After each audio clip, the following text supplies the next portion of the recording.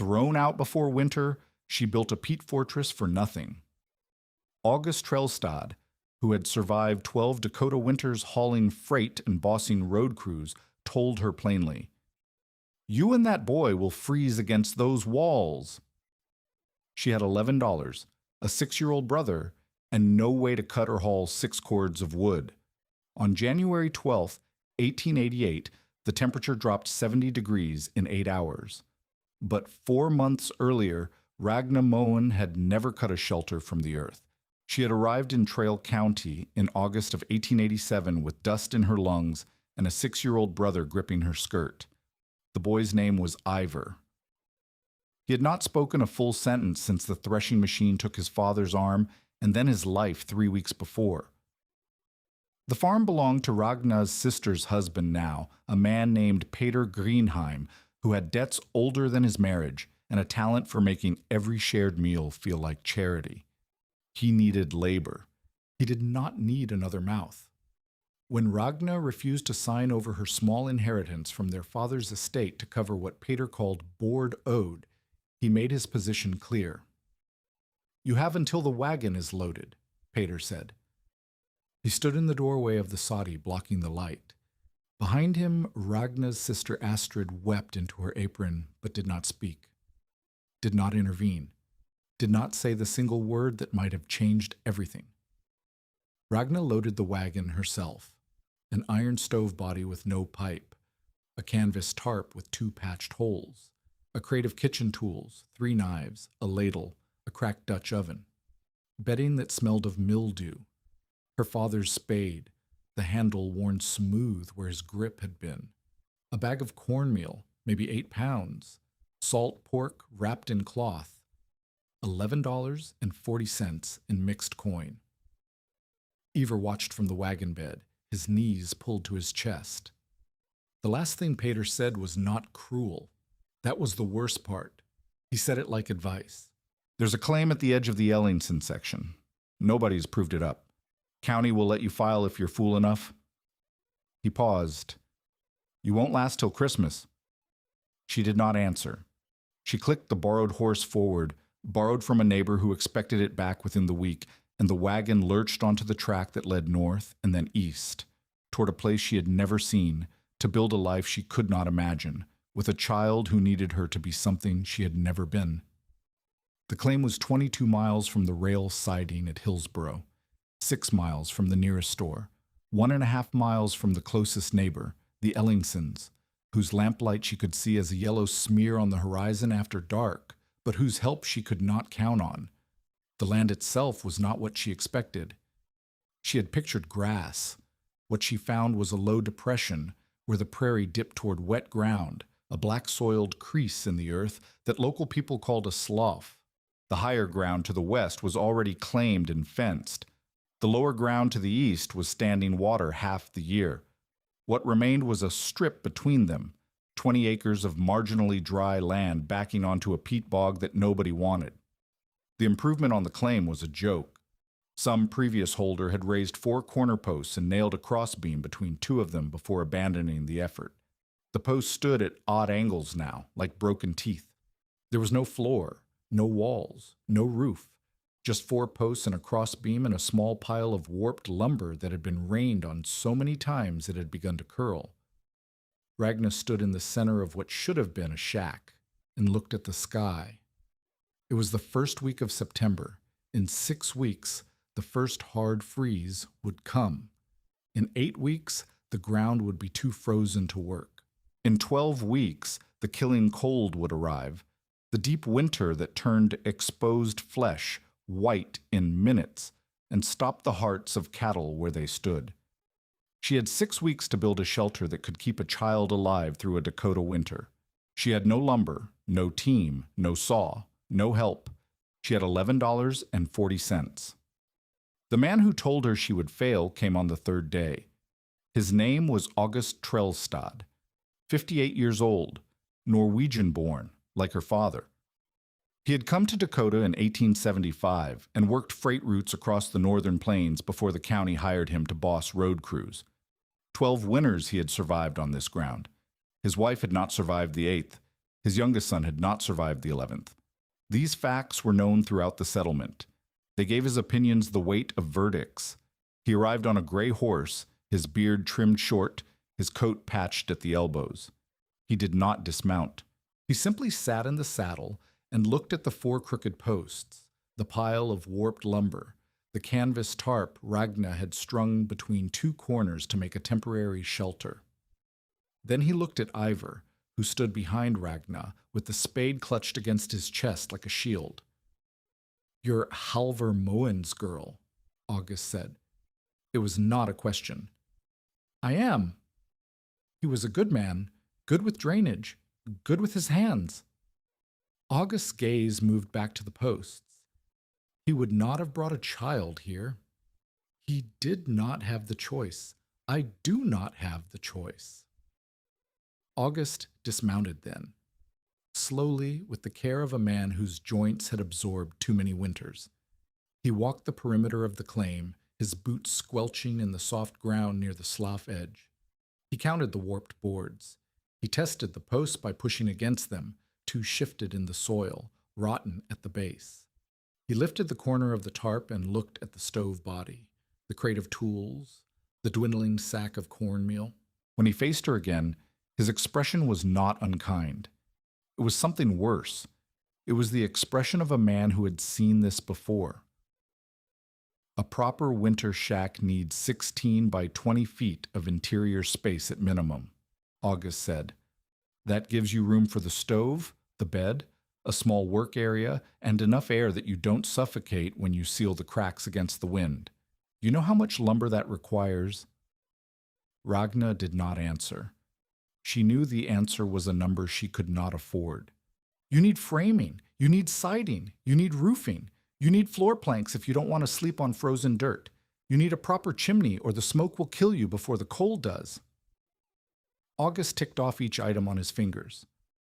That's $70 of materials if you buy cheap, more if you buy right, and that's before you pay someone to haul it out here, if you could find someone willing to haul this far for what you can pay. I have $11, Ragna said, and 40 cents. August looked at her for a long moment. Then he looked at Ivar. What about wood? Not lumber, firewood. You know what it takes to heat through a winter up here? I know. Do you? He gestured toward the slough, the empty horizon, the absence of trees in every direction. The Ellingsons cut their wood from a stand 12 miles west. They have a team and a sled. They started cutting in May. By freeze-up, they'll have 6 cords stacked and drying. Maybe 7. That's what it takes. 6 cords minimum, and that's if you burn careful. He paused. You have no team. You have no saw. You have no way to haul 6 cords of firewood 12 miles across open ground. I know, Ragna said again. Her voice was steady, but her hands were not. She pressed them against her skirt. The Ellingson boy could maybe haul for you if you paid him. $2 a cord delivered, and that's cheap. $12 for 6 cords. You don't have $12 in a house both. You don't have $12 in food both. August stepped closer.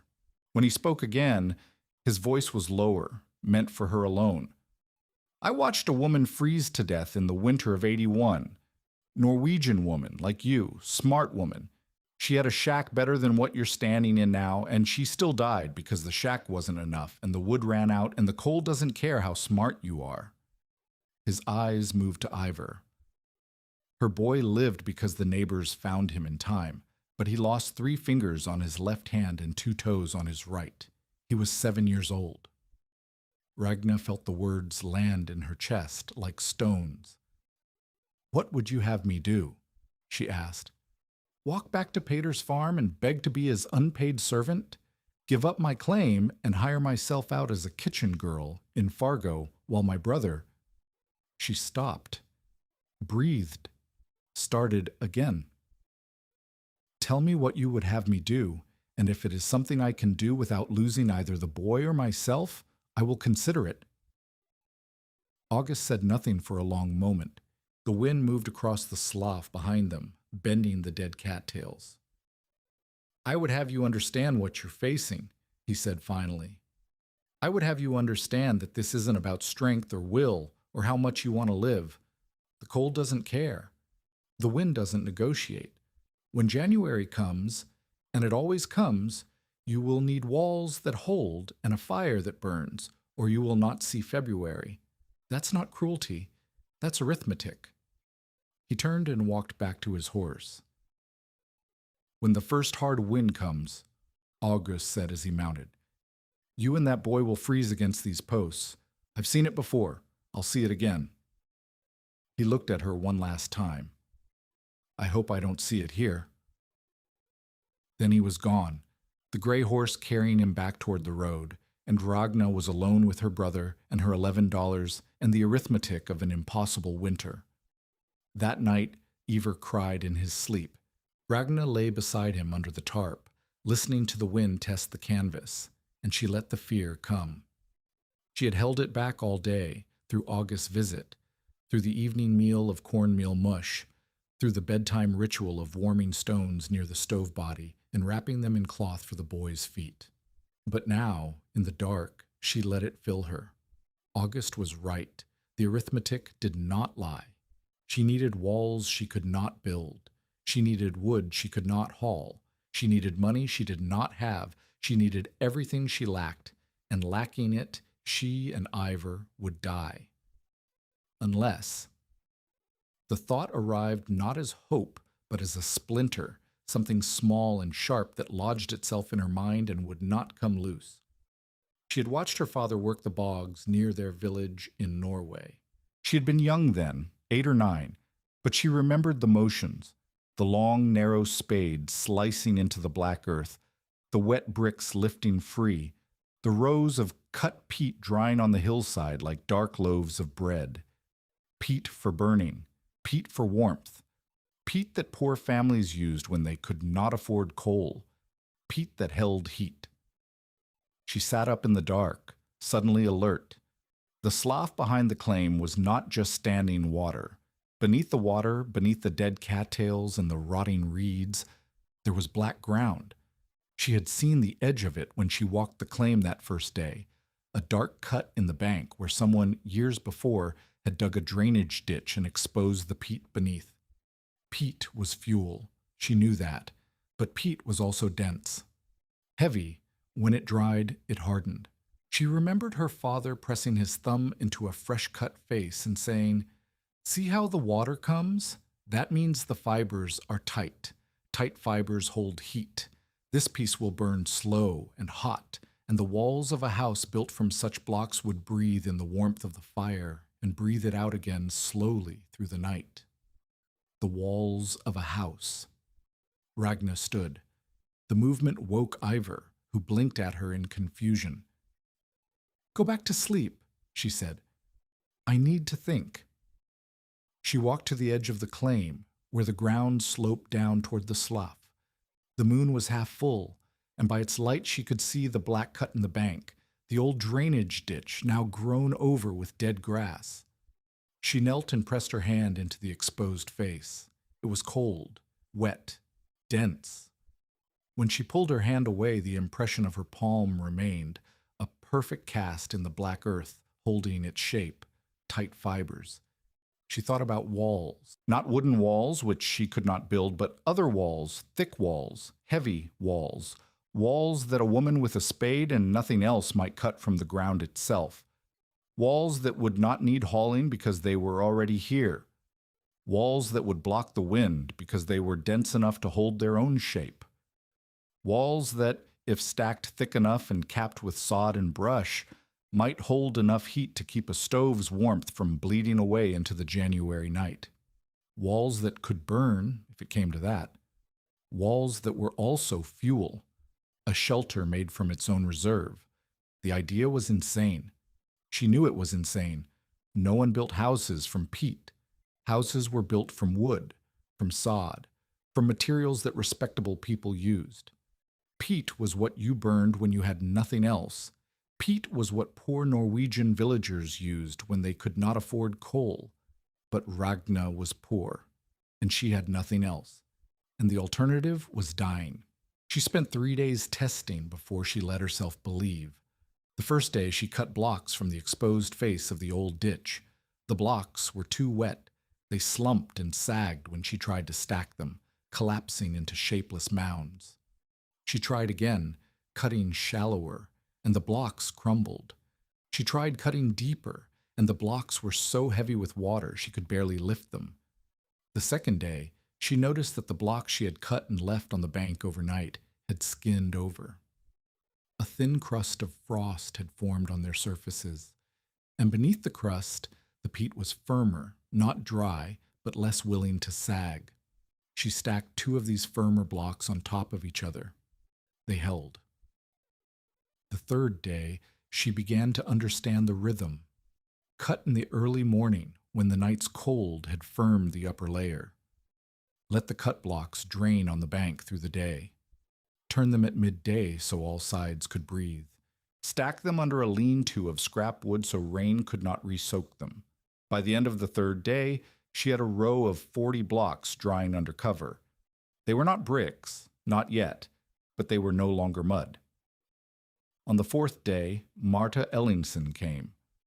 Marta was the practical skeptic. 34 years old, mother of 2 surviving children, wife of a man who spent most of his time on distant work crews. She had homesteaded this section with her husband for 6 years and buried 1 child in the process. She did not deal in cruelty or gossip. She dealt in facts. "I saw you cutting," Marta said. She stood at the edge of Ragna's claim with her arms crossed, watching the rows of drying blocks. "I watched you from the rise yesterday. I thought you were digging a grave." "I was cutting blocks. Peat blocks." Marta stepped closer, examining the rows. "For burning. For building."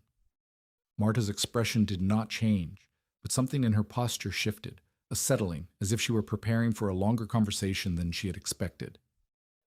"Building what?" "A shelter. For me and the boy." "Out of peat?" "Yes."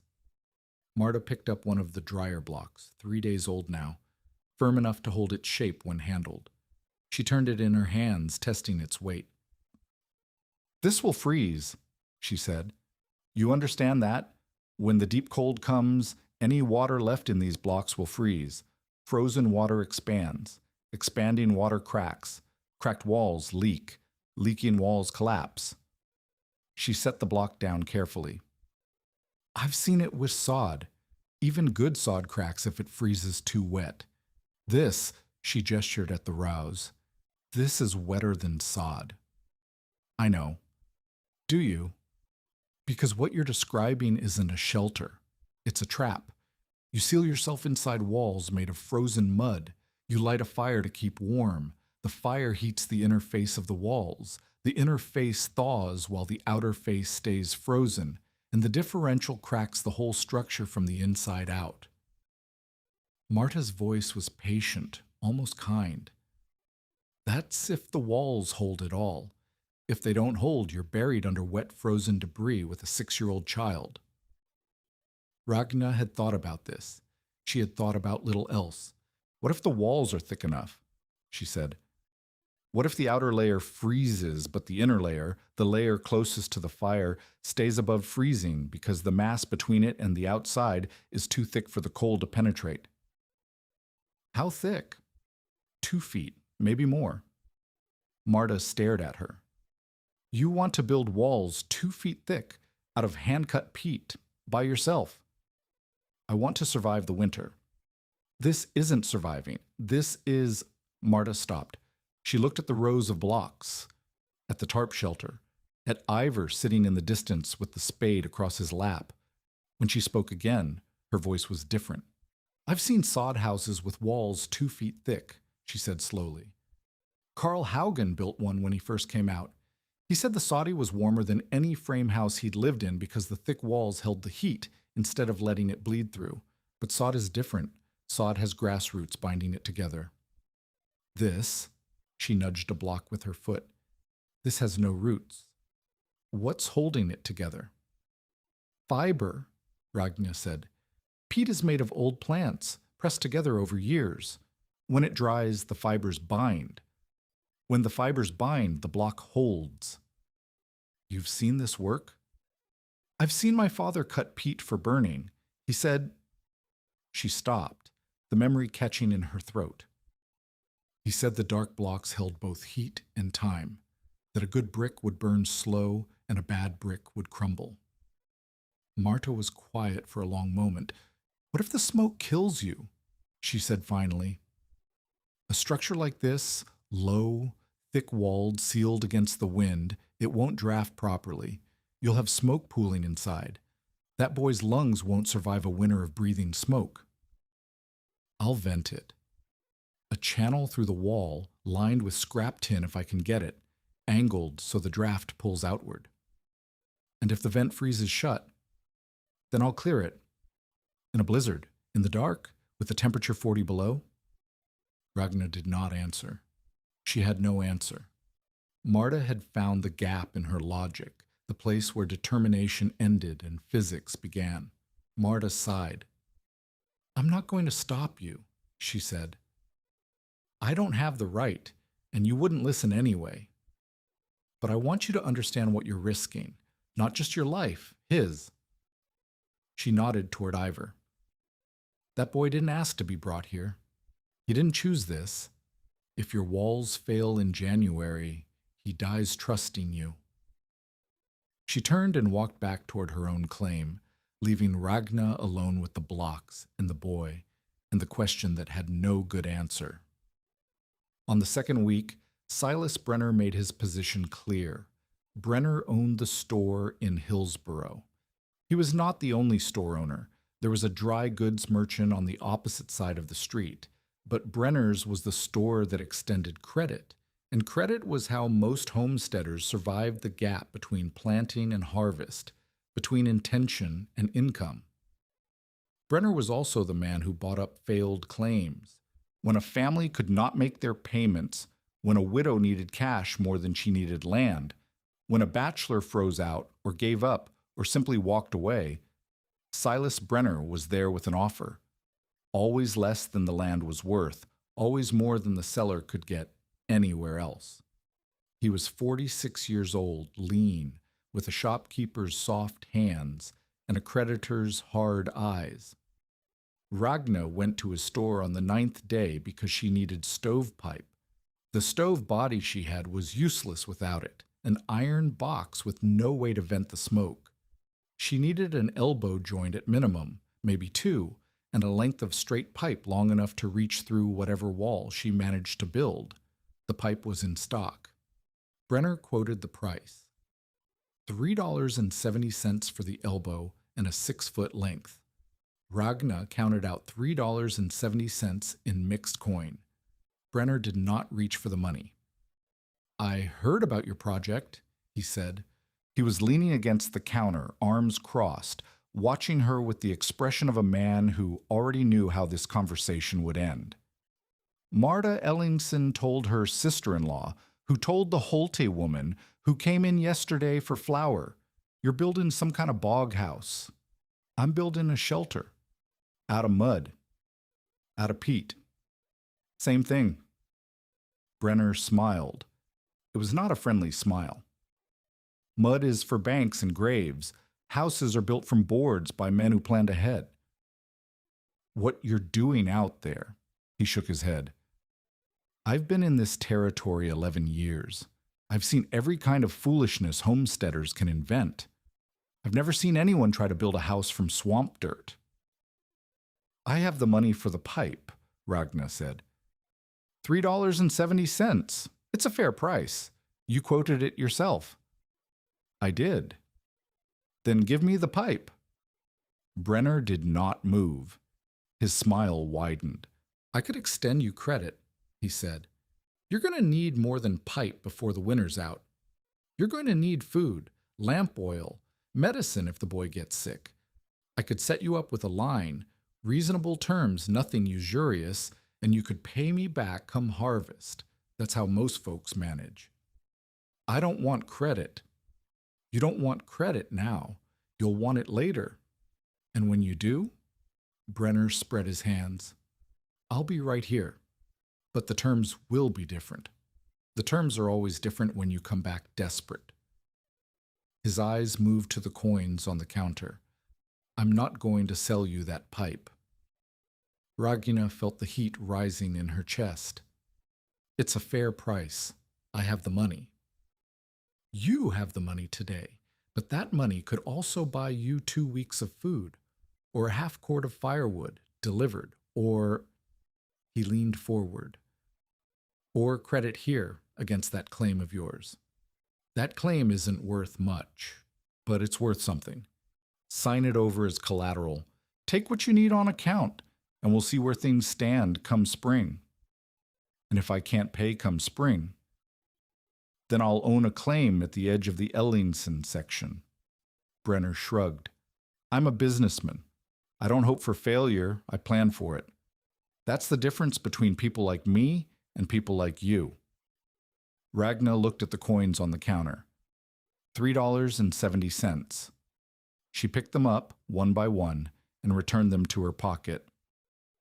I'll find pipe elsewhere, she said. You won't. I bought everything the hardware dealer in Grafton had in stock last month.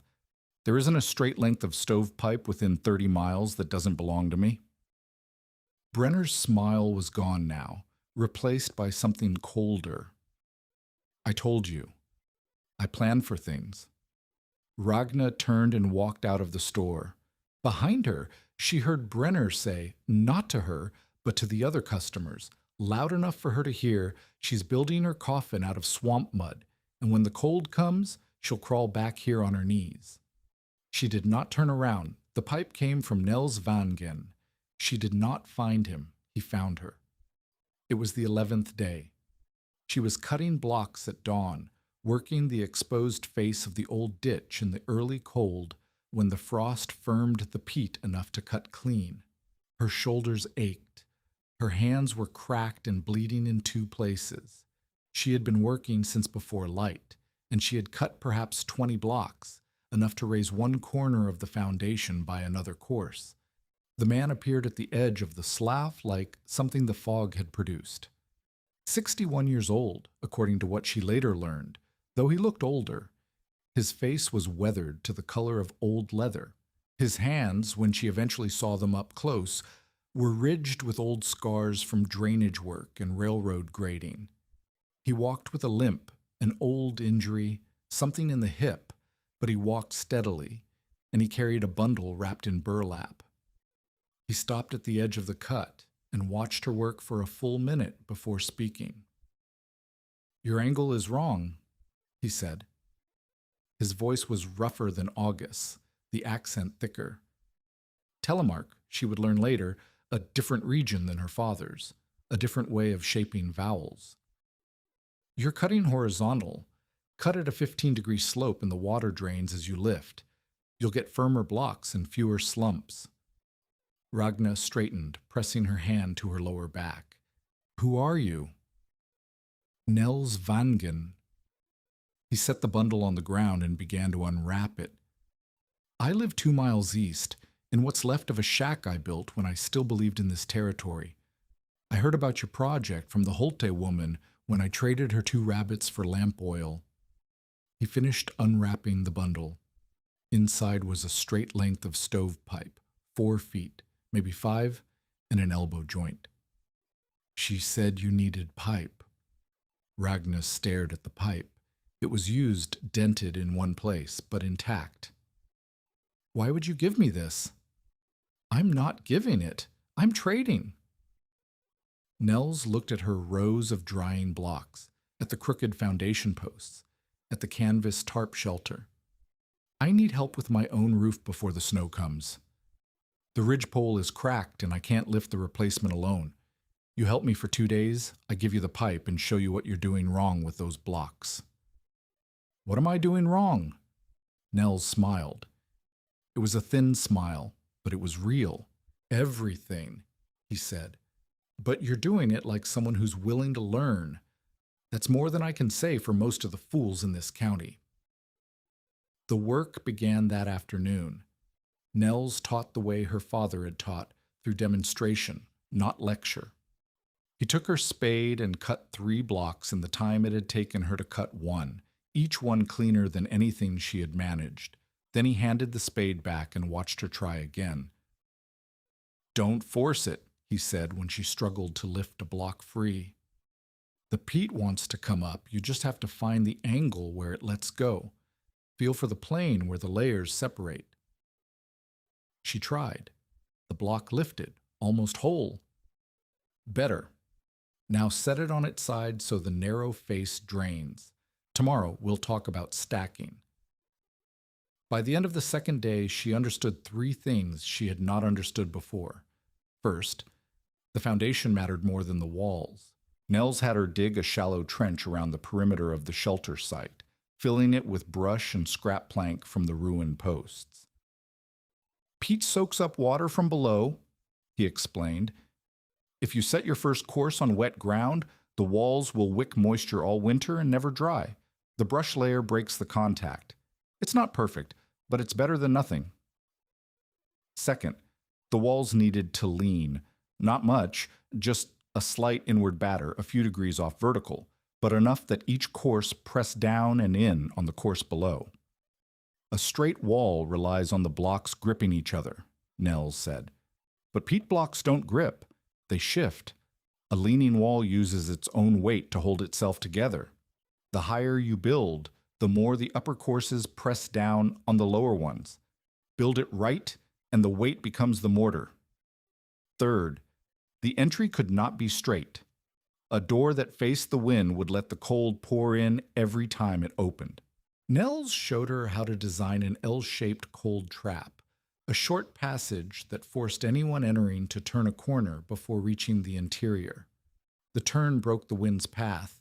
It also created a small dead air space that could be packed with insulating material. "Your father taught you about peat," Nels said on the evening of the second day. They were sitting by the stove body, eating cornmeal mush from the same pot. Ever had fallen asleep under the tarp, exhausted from hauling small blocks. "He taught you the burning properties, but he didn't teach you this, the building properties. He didn't build with peat. No, he built with wood, like everyone else, but he knew what the material could do. He just never needed to use that knowledge." Nels scraped the last of his mush from his tin plate. "You need it now. The question is whether you can learn fast enough." "Can I?" Nels looked at her for a long moment. His eyes were gray, the color of rain. "Ask me again in January," he said. By the end of September, the foundation was complete. A ring of brush and salvaged plank sunk into a shallow trench, topped with a first course of drained peat blocks. The ring was not a perfect rectangle. The materials did not allow for perfect rectangles, but it was close enough. 16 feet by 20 feet of interior space, with an L-shaped entry extending from the southern face. 47 days until the first hard freeze. Ragna stood in the center of the foundation and looked at the walls that did not yet exist. Above her, the sky was the color of iron. To the north, the geese were moving, long chevrons that appeared at dawn and were gone by mid-morning, heading south. The tall grass at the edge of the slough had turned from green to gold to brown. The nights were cold enough now that frost formed on the canvas tarp, and Ivor had started sleeping with the warming stones pressed against his stomach instead of just his feet. The race had begun. She had 90 blocks stacked and drying under the lean-to. She needed, by Nels's estimate, 600 to complete the walls and cap the roof.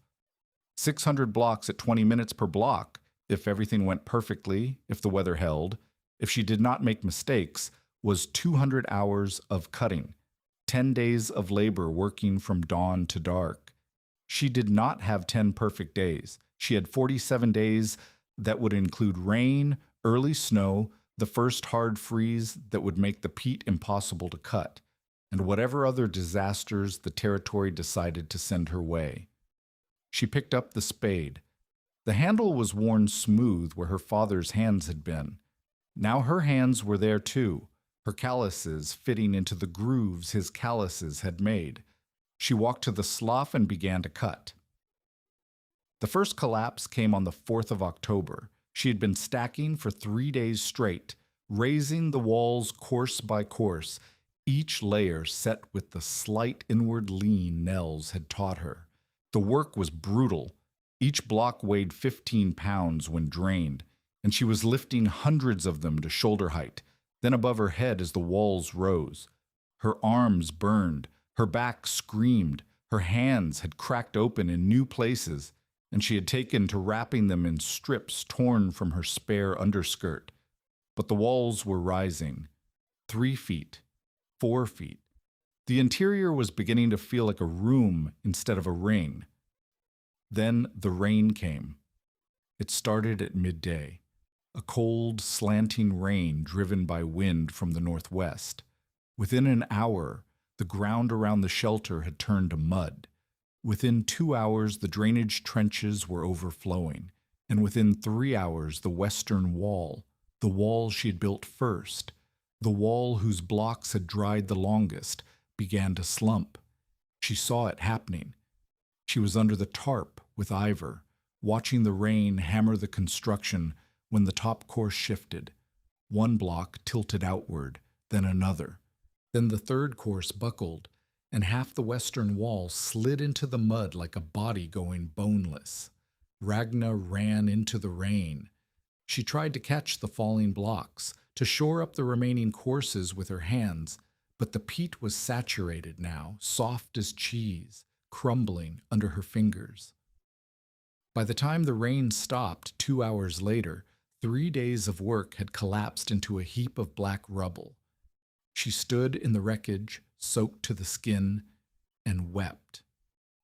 Nels found her the next morning, still standing at the edge of the collapse. He walked the perimeter of the damage, prodding the fallen blocks with his boot, examining the courses that had held. His expression was unreadable. "The blocks that fell," he said finally. "How long did you dry them?" 3 days, 4 for some. Not enough. Not in this weather." He crouched and picked up a piece of the collapsed wall, squeezing it between his fingers. Black water ran down his wrist. "The outer skin dried, but the core stayed wet. When the rain hit, the outer skin soaked through in minutes, and the whole block lost cohesion." He dropped the piece. "You built too fast." "I don't have time to build slow." "Then you'll build twice. Once wrong, once right." Nels straightened, wincing at his hip. "The blocks that held the ones on the east wall, how long did you dry those?" Ragna thought. 6 days, maybe 7. They were from the first batch." "Then 6 days is your minimum. In this weather, with this humidity, nothing goes on the wall until it's cured for a week." He looked at the collapsed section. "Rebuild the west wall with your oldest blocks. Keep cutting new ones, but don't use them until they have had their time." "That puts me a week behind." "You were already behind. Now you know why." She rebuilt. It took 4 days to clear the rubble, salvaging what blocks could be salvaged, discarding the ones that had turned to mush. Another 3 days to restack the west wall with properly dried material, slower this time, more careful, checking each block's firmness before placing it. By the 12th of October, the walls were at shoulder height on all 4 sides. The L-shaped entry was roughed in. The interior, when Ragna stood in it, felt enclosed in a way it had not before. The peat walls blocked the wind. The air inside was noticeably warmer than the air outside, but the roof was still open to the sky. Nels came every 3rd day now, sometimes staying overnight when the weather turned bad. He slept in the corner of the tarp shelter, wrapped in a horse blanket that smelled of mildew and age. In the mornings, he and Ragna worked together, while Ivar carried small blocks and fetched water. "You need poles," Nels said on the evening of the 14th. "Ridge pole, cross poles, something to hold the roof cap. Peat won't span 16 feet without support." "Where do I get poles?" "The Ellingsons have cottonwood on their north section. Marta might sell you a few lengths if you offered labor in trade. Ragna went to the Ellingsons the next morning. Marta was civil but not warm. She had not forgiven Ragna for proceeding despite her warnings, but she agreed to the trade, 2 days of harvest work in exchange for 4 cottonwood poles, each 8 feet long. Ragna returned with the poles over her shoulder, carrying them one at a time across the 1.5 miles of open ground, her legs shaking with exhaustion by the 3rd trip. Then she learned that Silas Brener had been there first. Marta told her that evening when Ragna came to begin the labor trade. "Brener came by yesterday," Marta said. "He bought all the surplus timber I had. Poles, planks, everything. Paid cash. Didn't argue the price." She paused. "He said he was stocking up for winter repairs, but when I asked which building needed repairs, he just smiled." Ragna felt the cold settle in her stomach. 4 poles. She had 4 poles, and she needed at least 2 more for the cross bracing, or the roof would sag in the first heavy snow. "The poles came from Nell's. I was saving them for my own place," he said, dragging 2 warped but serviceable lengths of ash from behind his ruined shack. "But my place is past saving, and yours isn't. Take them." "I can't." "You can, and you will." His voice was sharp. "I've watched you work for 6 weeks now. You don't complain. You don't quit. You learn from your mistakes instead of repeating them. That's worth more than 2 poles." He softened. "Besides, I'm too old to rebuild. If I don't survive this winter, I'd rather my materials went to someone who might." Ragna helped him load the poles onto a makeshift sledge, and together they dragged them across the frozen ground to her claim. The journey took most of a day. By the time they arrived, the sun was setting, and Nels was limping badly, his face gray with pain. "Stay the night," Ragna said. "The walls are high enough now to break the wind. I'll make a fire." Nels stayed. That night, huddled around the stove body in the half-finished shelter, he taught her about fire. "The peat walls will absorb heat from the stove," he said. "Not much at first, the mass is too cold, but over time, if you keep a steady burn, the interface of the walls will warm. That warmth will radiate back into the room even after the fire dies down." He held his hands toward the stove, fingers spread. "The trick is consistency. A hot fire followed by a cold night will crack the blocks. A steady low fire, maintained through the night, will cure them. By midwinter, if you've done it right, those walls will hold heat like a Dutch oven holds bread." "How do you know this?" Nels was quiet for a moment. The fire crackled. "I built a kiln once," he said finally. "Years ago, back in Telemark. Not peat brick, but the principle is the same. Mass absorbs heat. Heat radiates from mass. The more mass you have between you and the cold, the more buffer you have against the swings." He poked the fire with a stick. "Your father understood this. That's why he told you about the dark blocks holding heat. He just never had to prove it with his life." Ivor was asleep in the corner, wrapped in every blanket they owned.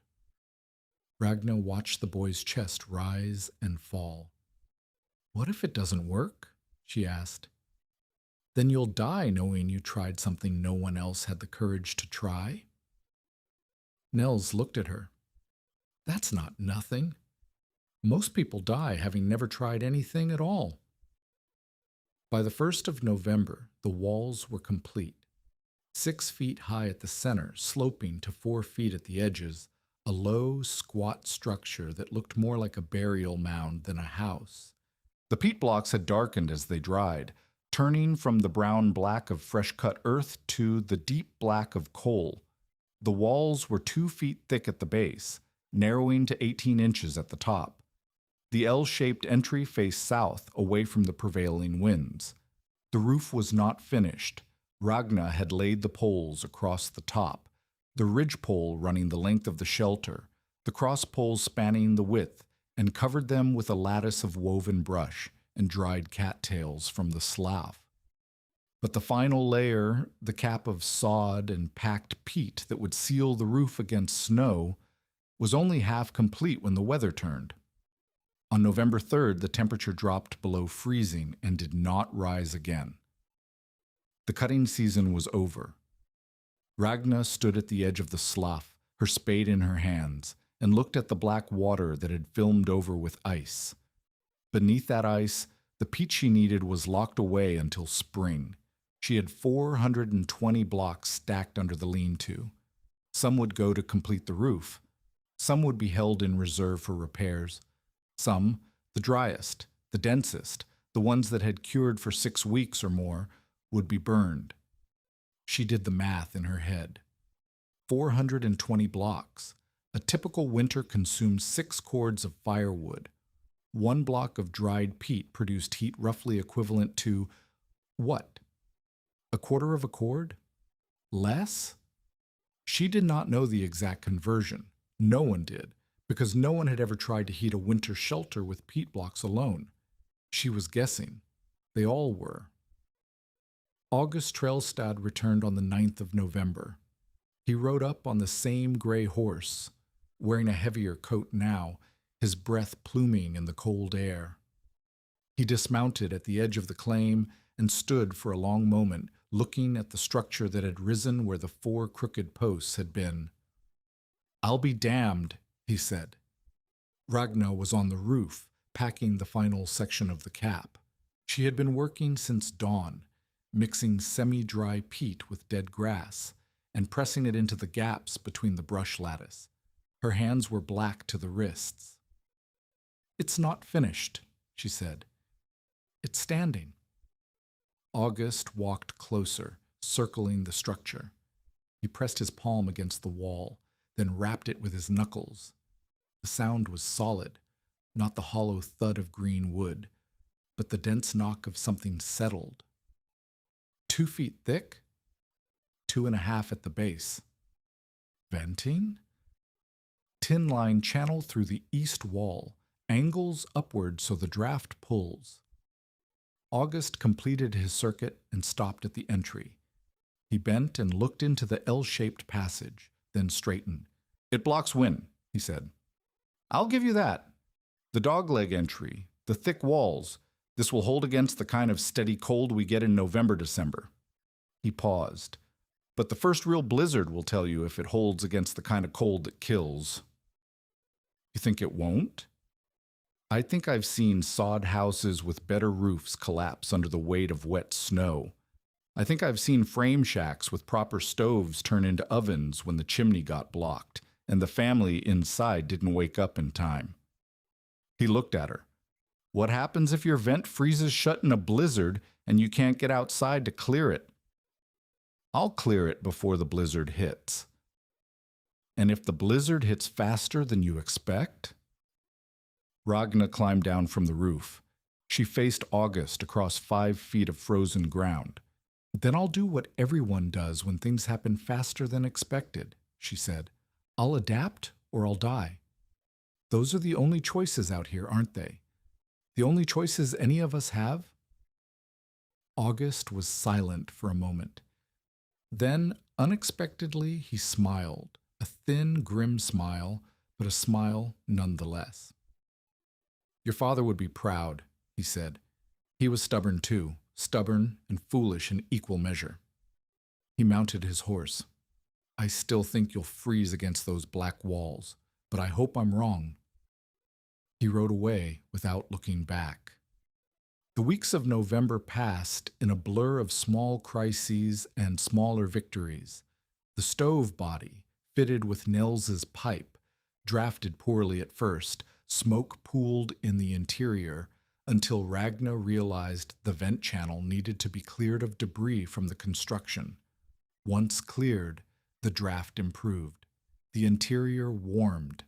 Ivor got sick in the 3rd week, a fever that spiked and would not break, keeping him in the bed platform Ragna had built along the western wall while she paced the small interior, calculating how far it was to the nearest neighbor, how long she would have to leave him alone if she went for help. On the fourth day of the fever, Marta appeared at the entry with a bundle of dried herbs and a pot of broth. "I heard he was sick," Marta said. "The Holte woman told me." She set the broth on the edge of the stove body to warm. "This is yarrow tea and willow bark. It won't cure him, but it'll bring the fever down enough that his body can fight." Ragna did not know what to say. "You told me his life was in my hands," she managed finally. "You said if the walls fail, he dies trusting me." "I did." Marta looked around the interior of the shelter, the black walls, the crude furniture, the stove body that had no right to be working as well as it was. "I was right, too. His life is in your hands, but—" She paused. "But you've held it better than I expected. The walls haven't failed yet." Yet. Marta touched the nearest wall with her palm.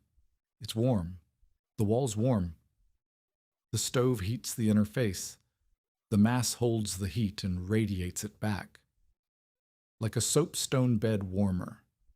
Marta pulled her hand away and looked at it as if expecting to see something there. "I've never felt a wall that warm in November. Not in a soddy, not in a frame house, not anywhere." The fever broke that night. By morning, Ivar was sitting up, asking for food. Ragna fed him cornmeal mush with the last of the salt pork crumbled in, and she wept again, but this time not from despair. December came hard. The temperatures dropped into the single digits and stayed there.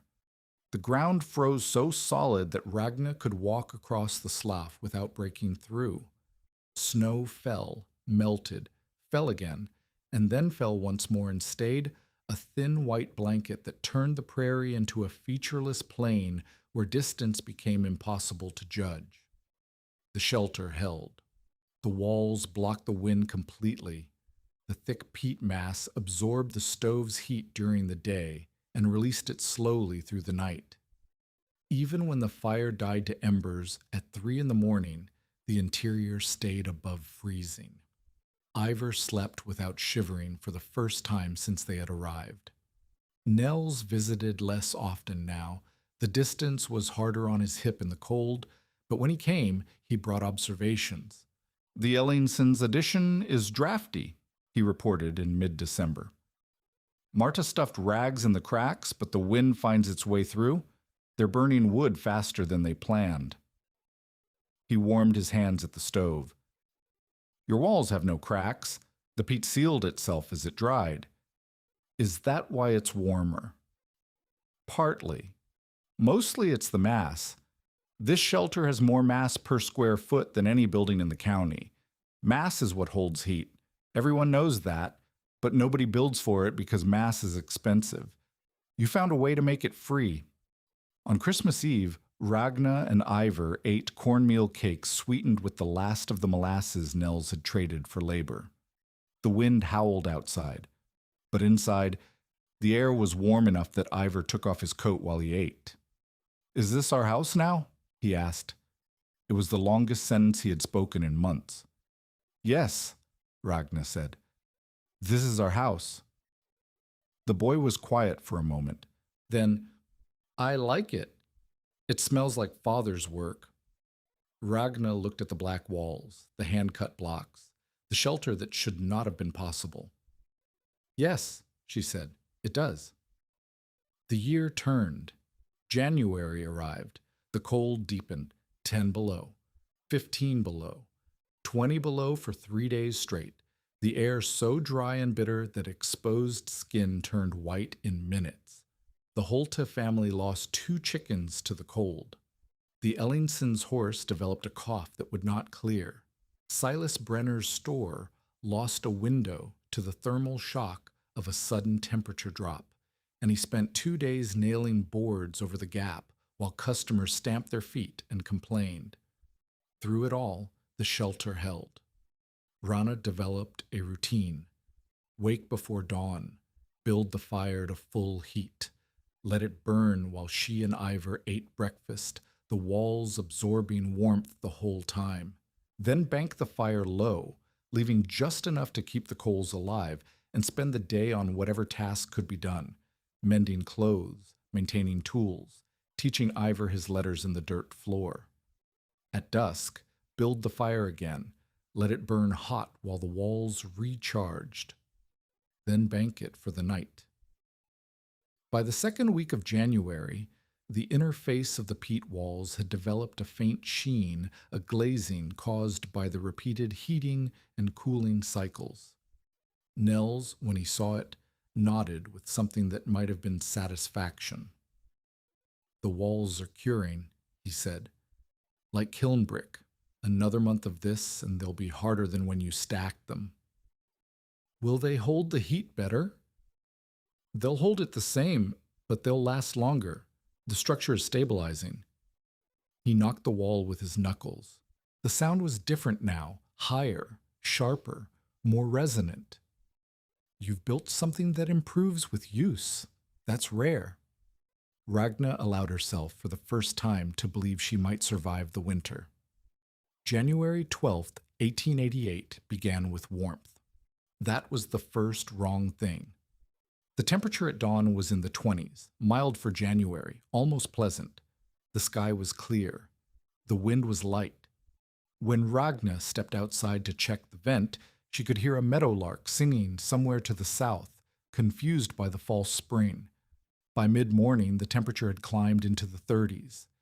Children in the settlement played outside. Farmers ventured out to check on livestock. The Ellingson boy, Soren, 8 years old, gap-toothed, always running, was sent to the root cellar for potatoes and lingered in the yard, throwing snowballs at fence posts. By noon, the sky had begun to change. It happened fast. A dark wall rose on the northwestern horizon, not the slow gathering of a normal storm, but something else, something moving with terrible speed. The wall was black at the base and white at the top, and it was eating the sky as it came.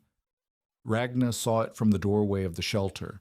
She watched it for perhaps 30 seconds, her mind refusing to process what her eyes were seeing. Then she understood. "Ivor," she said. Her voice was very calm. "Come inside, now." The temperature dropped 40 degrees in the next hour.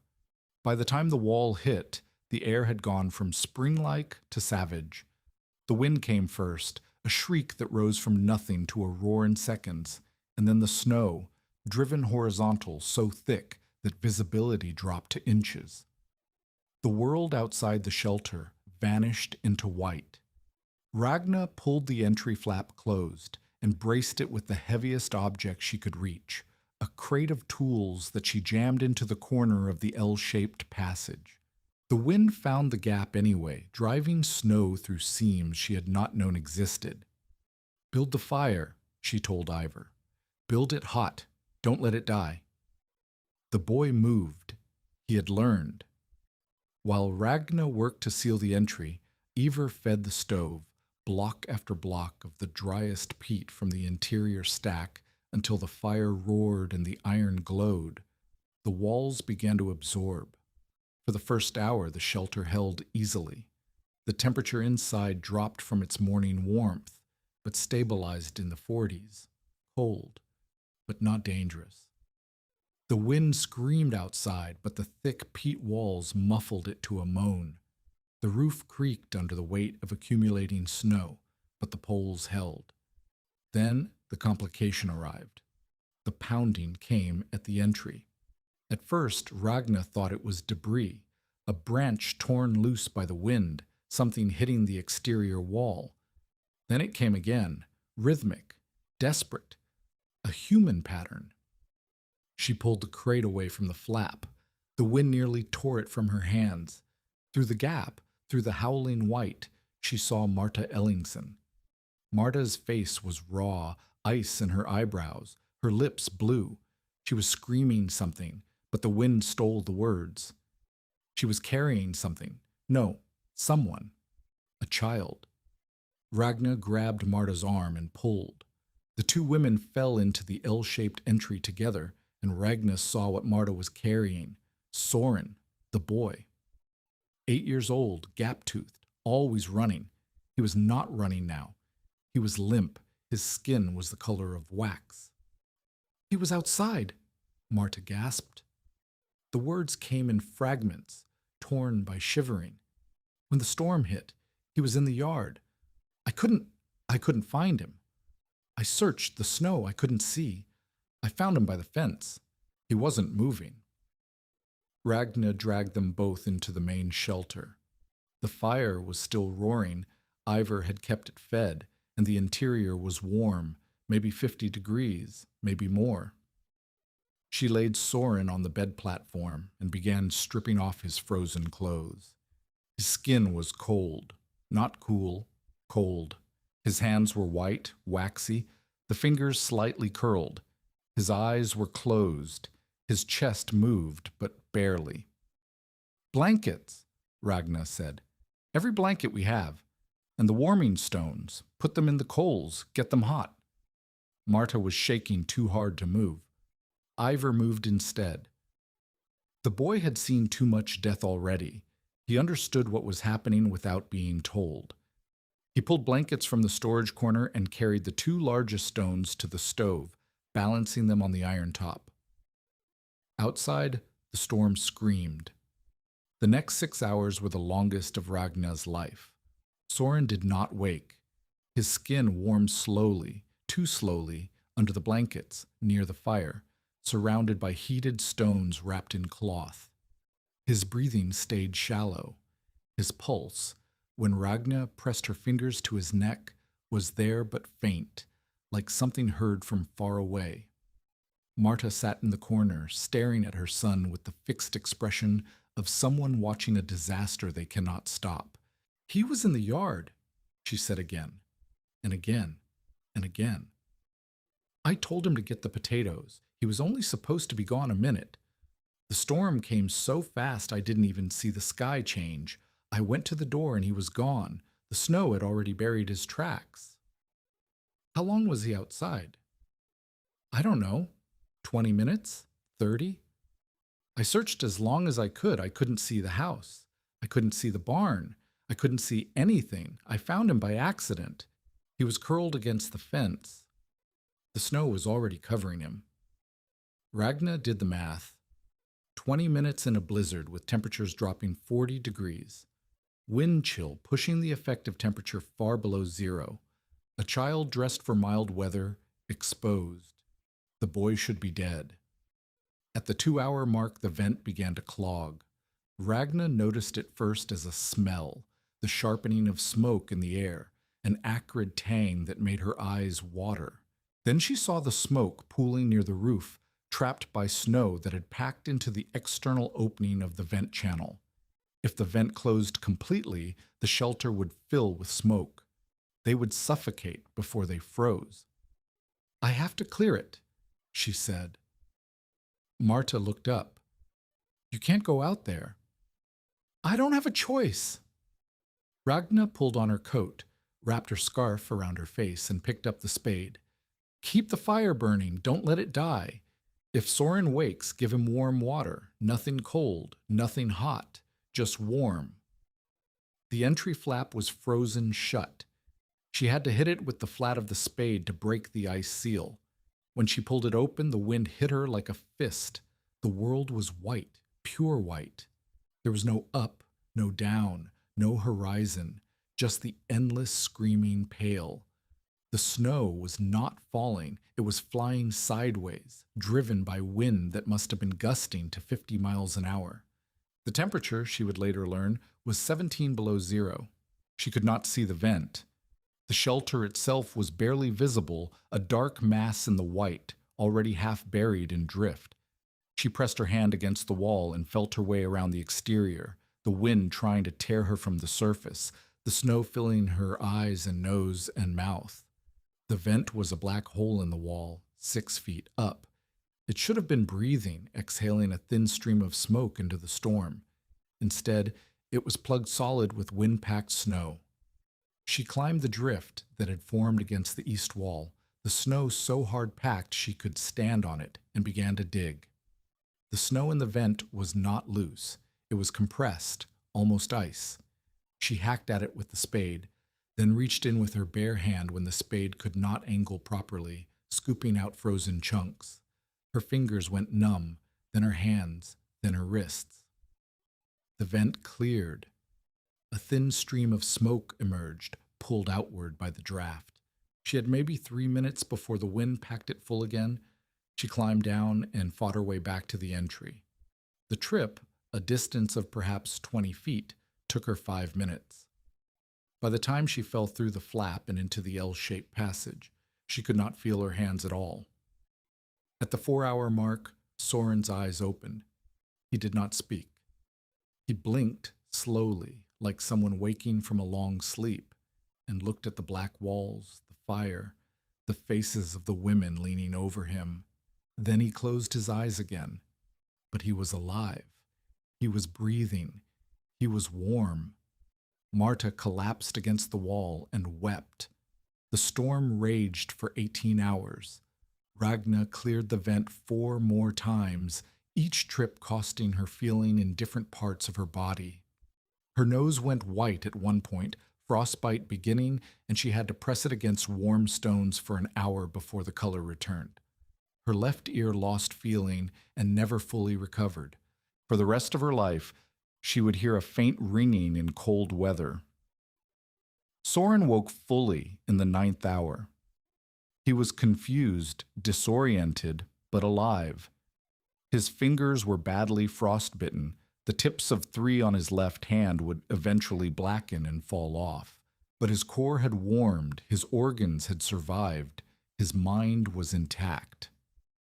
Ivor kept the fire burning. The boy worked without being told, feeding blocks into the stove whenever the flames dropped, maintaining the steady heat that the walls absorbed and radiated back. He did not speak, but he did not need to. At the 16th hour, another pounding came at the entry. Ragna opened it expecting another refugee from the Ellingson farm. What she found was August Trellstad. He was blind. The snow had scoured his eyes, snow blindness caused by the blowing ice crystals, and he had walked the last half-mile to the shelter by memory and touch, following the fence line until it ended, and then stumbling across open ground in what he hoped was the right direction. He collapsed in the entry passage. His coat was frozen stiff. His beard was a block of ice. His breathing was rapid and shallow, the breathing of a man whose body was beginning to fail. "I told you," he whispered.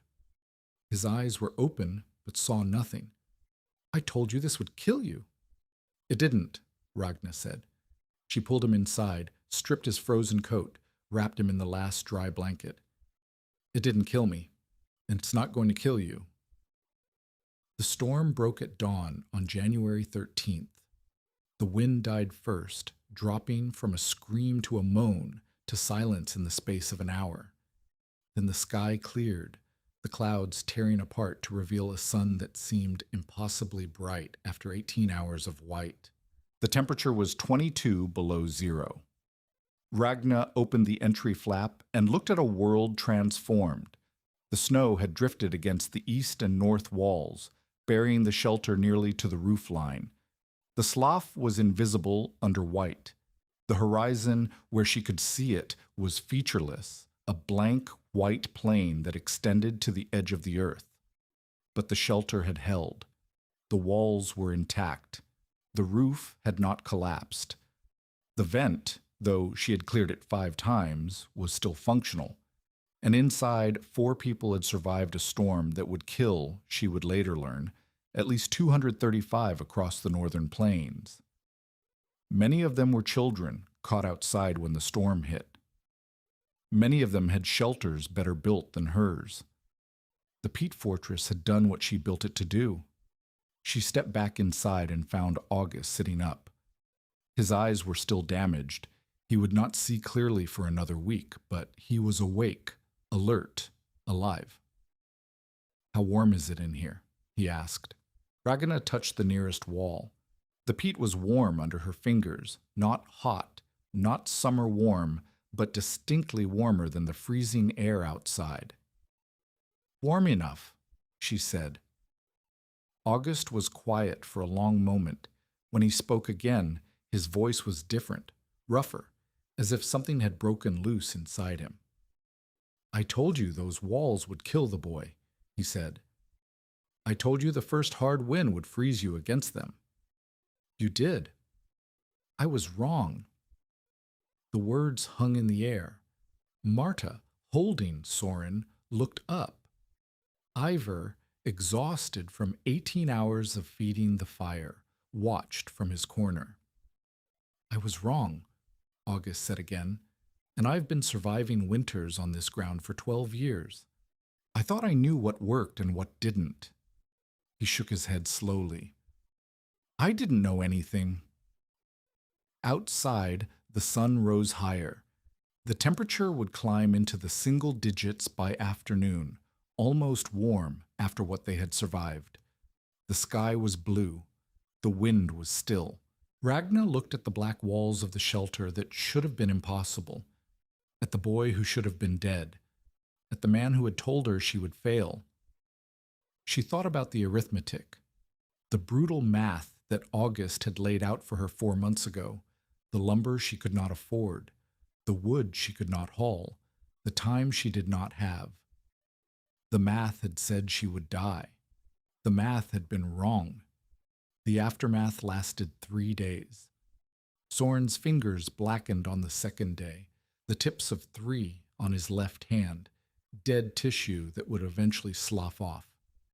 Marta took him home as soon as the drifts were passable, wrapped in every blanket Ragna could spare. August stayed longer, his eyes still damaged, unable to navigate the buried landscape alone. On the 3rd day, the first visitors arrived. They came in 1s and 2s at first, farmers who had heard about the shelter that held, wives who had heard about the boy who survived. They came not to help. Ragna needed no help now, but to see. The first was a man named Tollef Hogan, who had lost a barn and 17 chickens to the storm. He stood at the edge of the claim and looked at the black mound rising from the snow, half buried but intact. "That's peat," he said. "You built walls from peat." "I did." "Why?" "Because I had nothing else." Tollef walked closer. He pressed his hand against the exposed portion of the wall, as August had done, as Marta had done. His expression shifted, not belief, not yet, but the beginning of curiosity. "It's warm," he said. "The walls hold the stove's heat. They absorb it during the day and release it at night. Like soapstone. Like soapstone, but free." Tollef stood there for a long moment, his hand on the wall, his breath clouding in the cold air. Then he asked the question that would be asked 100 times in the weeks to come. "Could you teach me?" Marta's conversion came on the 5th day. She returned alone, without Soren. The boy was healing, she said, though the fingers would not recover. She brought with her a list of questions written on a scrap of paper, and she asked them one by one while Ragna answered, and Nels, who had arrived that morning, added details she had forgotten. How deep should the foundation trench be? 8 inches minimum, filled with brush to break the moisture contact. How long should the blocks dry before stacking? 6 days in good weather, 8 in wet. The outer skin should resist a thumbnail pressed firmly. How much should the walls lean? 3 degrees inward, enough to feel the tilt when you stand inside. How do you know when the blocks are dry enough to burn? They should feel lighter than you expect. When struck together, they should ring instead of thud. Marta wrote everything down. When she was finished, she looked at the shelter, at the black walls that had saved her son's life, and said something Ragna did not expect. "I was wrong to doubt you. Not because you succeeded. People succeed by luck all the time. I was wrong because I assumed the risk was foolish." She paused. "The risk wasn't foolish. It was calculated. You understood what you were building better than I gave you credit for. I didn't understand it, Ragna said. Not really, I guessed. I hoped. I got lucky. No. Marta shook her head. Luck is finding your boy by the fence in a whiteout. What you did here, the foundation, the drainage, the batter, the vent, that wasn't luck. That was learning. She held up the list of questions. This is what learning looks like when it works. By the end of January, 4 families had visited the shelter to study its construction. Tollef Haugen was first. He had a wet depression on his own claim, useless ground, he had always thought, and he wanted to know if peat from that depression would work the same as peat from Ragna's slough. Ragna walked him through the testing process. Cut a sample block, let it dry for 3 days, check the fiber density, check the water release when squeezed. The Holte family came second. They had a daughter, 14, who had nearly died in the storm, found in the root cellar, where she had taken shelter when she could not find the house. The parents wanted to build a small outbuilding, something their children could reach in an emergency. Ragna showed them the L-shaped entry design, the cold trap that broke the wind's path. 2 bachelor brothers named Kittelson came third. They had a shack that leaked heat so badly they burned wood at twice the rate of their neighbors. They did not want to rebuild entirely, not yet, but they wanted to know if peat blocks could be used to thicken existing walls, to add mass to a structure already standing. It can be done, Nels said. He had taken over the technical explanations when Ragna's voice gave out from talking. You set the peat blocks against the exterior, leaving an air gap if you can manage it. The gap adds insulation, the mass adds heat retention. It's not as good as building from scratch, but it's better than what you have. The brothers returned to their claim and began cutting blocks from the nearest wet ground. By February, they reported that their wood consumption had dropped by 1/3. Silas Brener's reaction came through rumor before it came in person. The first sign was a comment from one of his customers, a woman named Gerda Solheim, who had come to Ragna's shelter to see the construction and mentioned, almost as an afterthought, that Brener had been asking questions about her. He wanted to know how many people had visited, Gerd said, how many were planning to build, whether you were charging for the instruction. I'm not charging. I told him that. He didn't seem pleased. The second sign was a shift in the goods available at Brener's store. The stovepipe that had been unavailable in September was suddenly available in February at double the previous price. When asked why, Brener explained that demand had increased, that he had to pay more to his suppliers, that the market had changed. The third sign was the rumor itself. It started small. Brener telling customers that peat cutting damaged the land, that the bogs would not recover, that anyone who dug them up was destroying future pasture. The rumor grew. Peat walls were fire hazards, he said. The blocks would smolder in summer heat, ignite from a stray spark, burn families alive in their beds. He's afraid, Nels said when Ragna told him. They were sitting in the shelter, the late February sun casting long shadows through the entry. You've built something that doesn't need his store. People can survive without his lumber, without his pipe, without his credit. That threatens everything he's built. What do I do about it? Nothing. Let the walls speak for themselves. Nels shifted, wincing at his hip. The cold had been hard on him, harder than he admitted. Brener can spread all the rumors he wants, but the Kittelsons are burning 1/3 less wood. The Haugens are planning a full shelter for next winter. Marta Ellingson is teaching her neighbors what you taught her. He smiled, thin and tired. Truth spreads slower than rumor, but it lasts longer. The confrontation with Brener came in the first week of March. He arrived on a gray morning, driving a wagon that looked too fine for the muddy track to the claim. He did not dismount. He sat on the wagon seat and looked at the shelter, now fully exposed as the snow melted, its black walls stark against the brown prairie, with an expression Ragna could not read. "You've been busy," he said. Ragna had been hauling water from the thawed edge of the slough. She set the bucket down and faced him. "I've been surviving." "You've been teaching." Brenner's voice was mild, but something moved beneath it. "Every family in the settlement has heard about your mud house. Half of them have visited. A quarter of them are planning to build their own. Is that a problem?" "It's a problem if they stop needing what I sell?" He leaned forward, resting his elbows on his knees. "You understand how this territory works, don't you? People need supplies. Supplies cost money. Money comes from credit. Credit comes from me. That's the cycle. That's what keeps everyone alive." "The cycle keeps everyone in debt," Ragna said. "Your debt, your terms, your prices. My prices are fair. Your prices are whatever you want them to be. You bought all the stovepipe in the county to make sure of that. You bought the Ellingson poles before I could get them."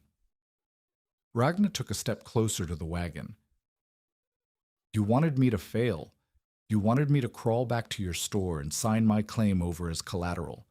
When I didn't, you spread rumors about fire hazards and ruined pasture." Brenner's expression did not change. "I shared concerns. You lied. I speculated. There's a difference. The difference is that I'm still standing, and your speculation hasn't stopped a single family from asking me how to build." For a long moment, Brenner said nothing. The wind moved across the slough behind them, carrying the smell of wet earth and early spring.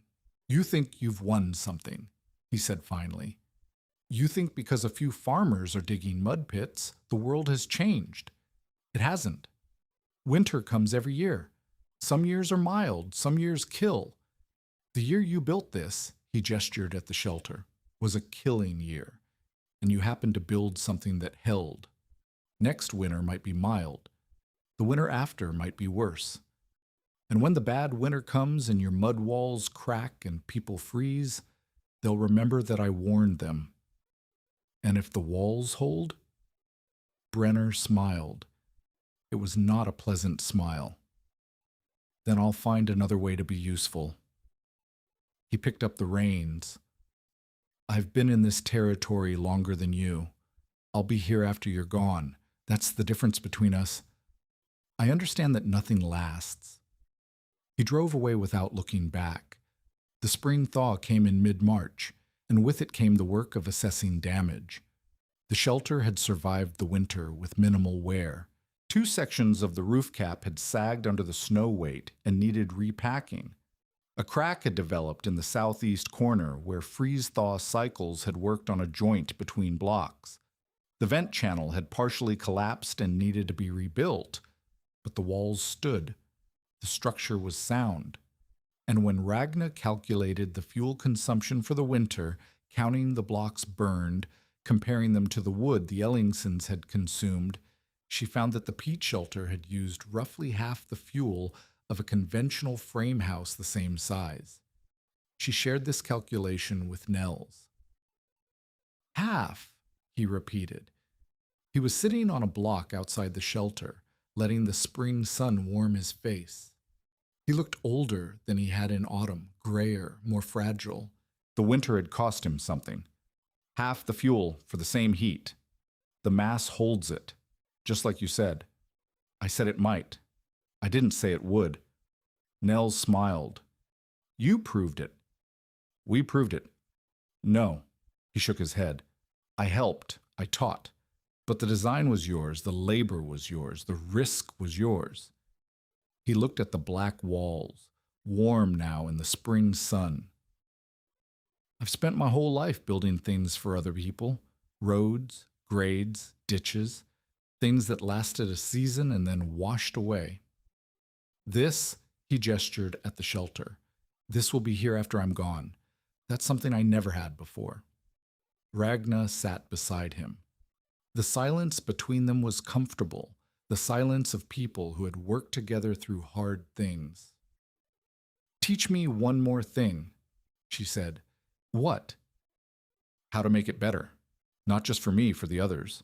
The families who are planning to build. They'll make mistakes. They'll have questions I can't answer. I need to know more than I know now. Nels was quiet for a long time. When he spoke, his voice was different, older, more tired. I can teach you what I know, he said, but I don't have much time left.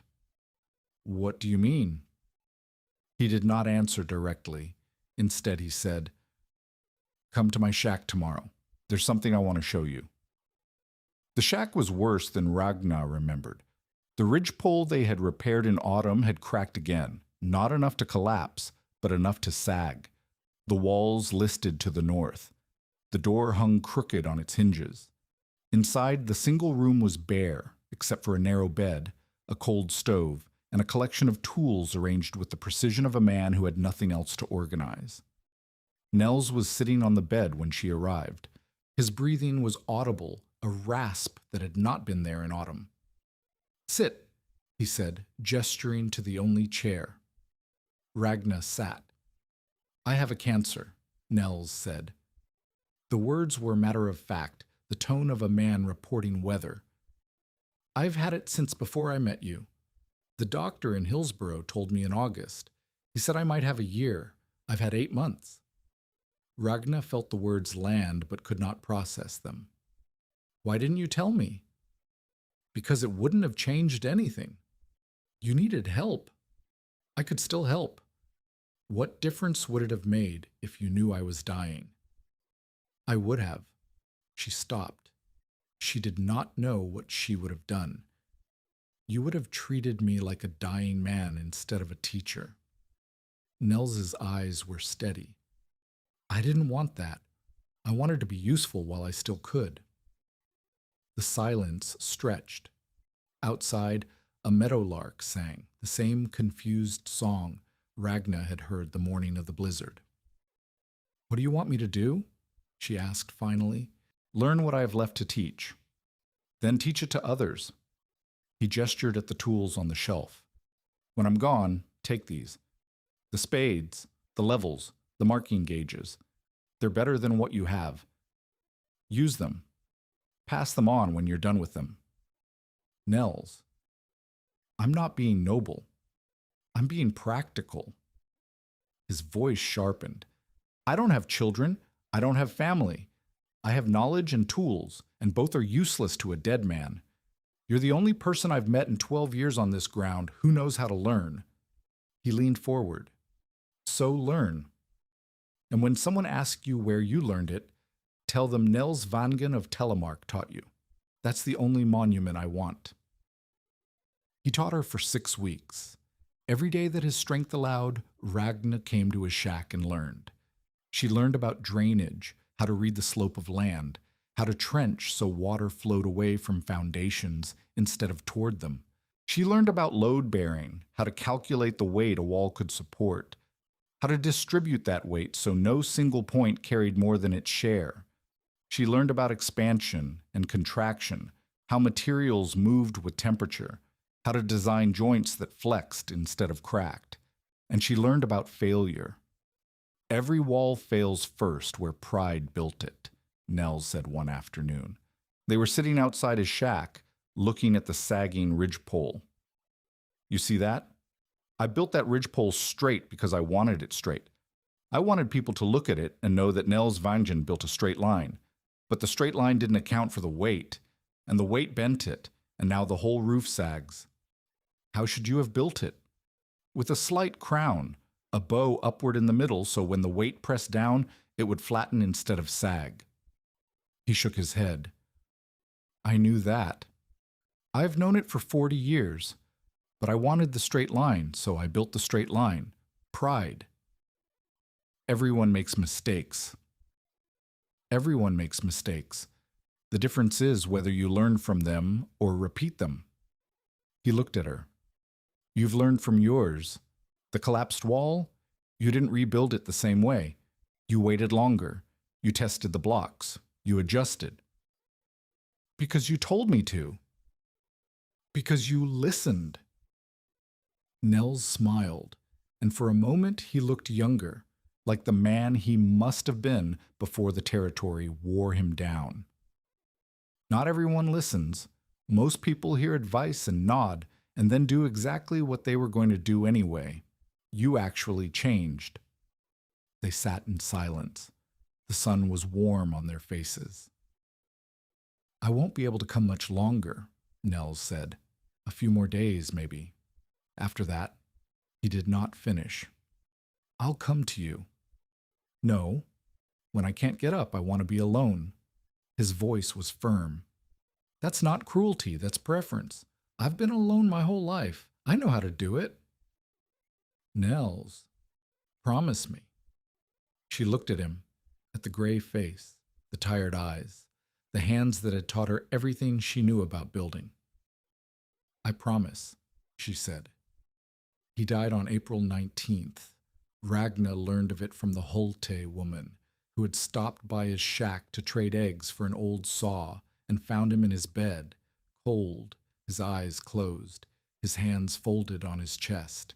He had arranged himself carefully, the blanket pulled up, the tools on the shelf aligned, a note on the table that said only, "For Ragna Moen, she knows what to do with them." She buried him on the rise behind his shack, in a grave she dug herself with the spade he had given her. No one else came. No one else had known him well enough to mourn. When the grave was filled, she stood in the spring wind and tried to think of something to say. What came out was not a eulogy, it was a question. Did I learn enough? The wind did not answer. The meadowlark did not answer. The grave, fresh and dark against the greening prairie, did not answer. She picked up the tools, the spades, the levels, the marking gauges, and carried them back to her shelter.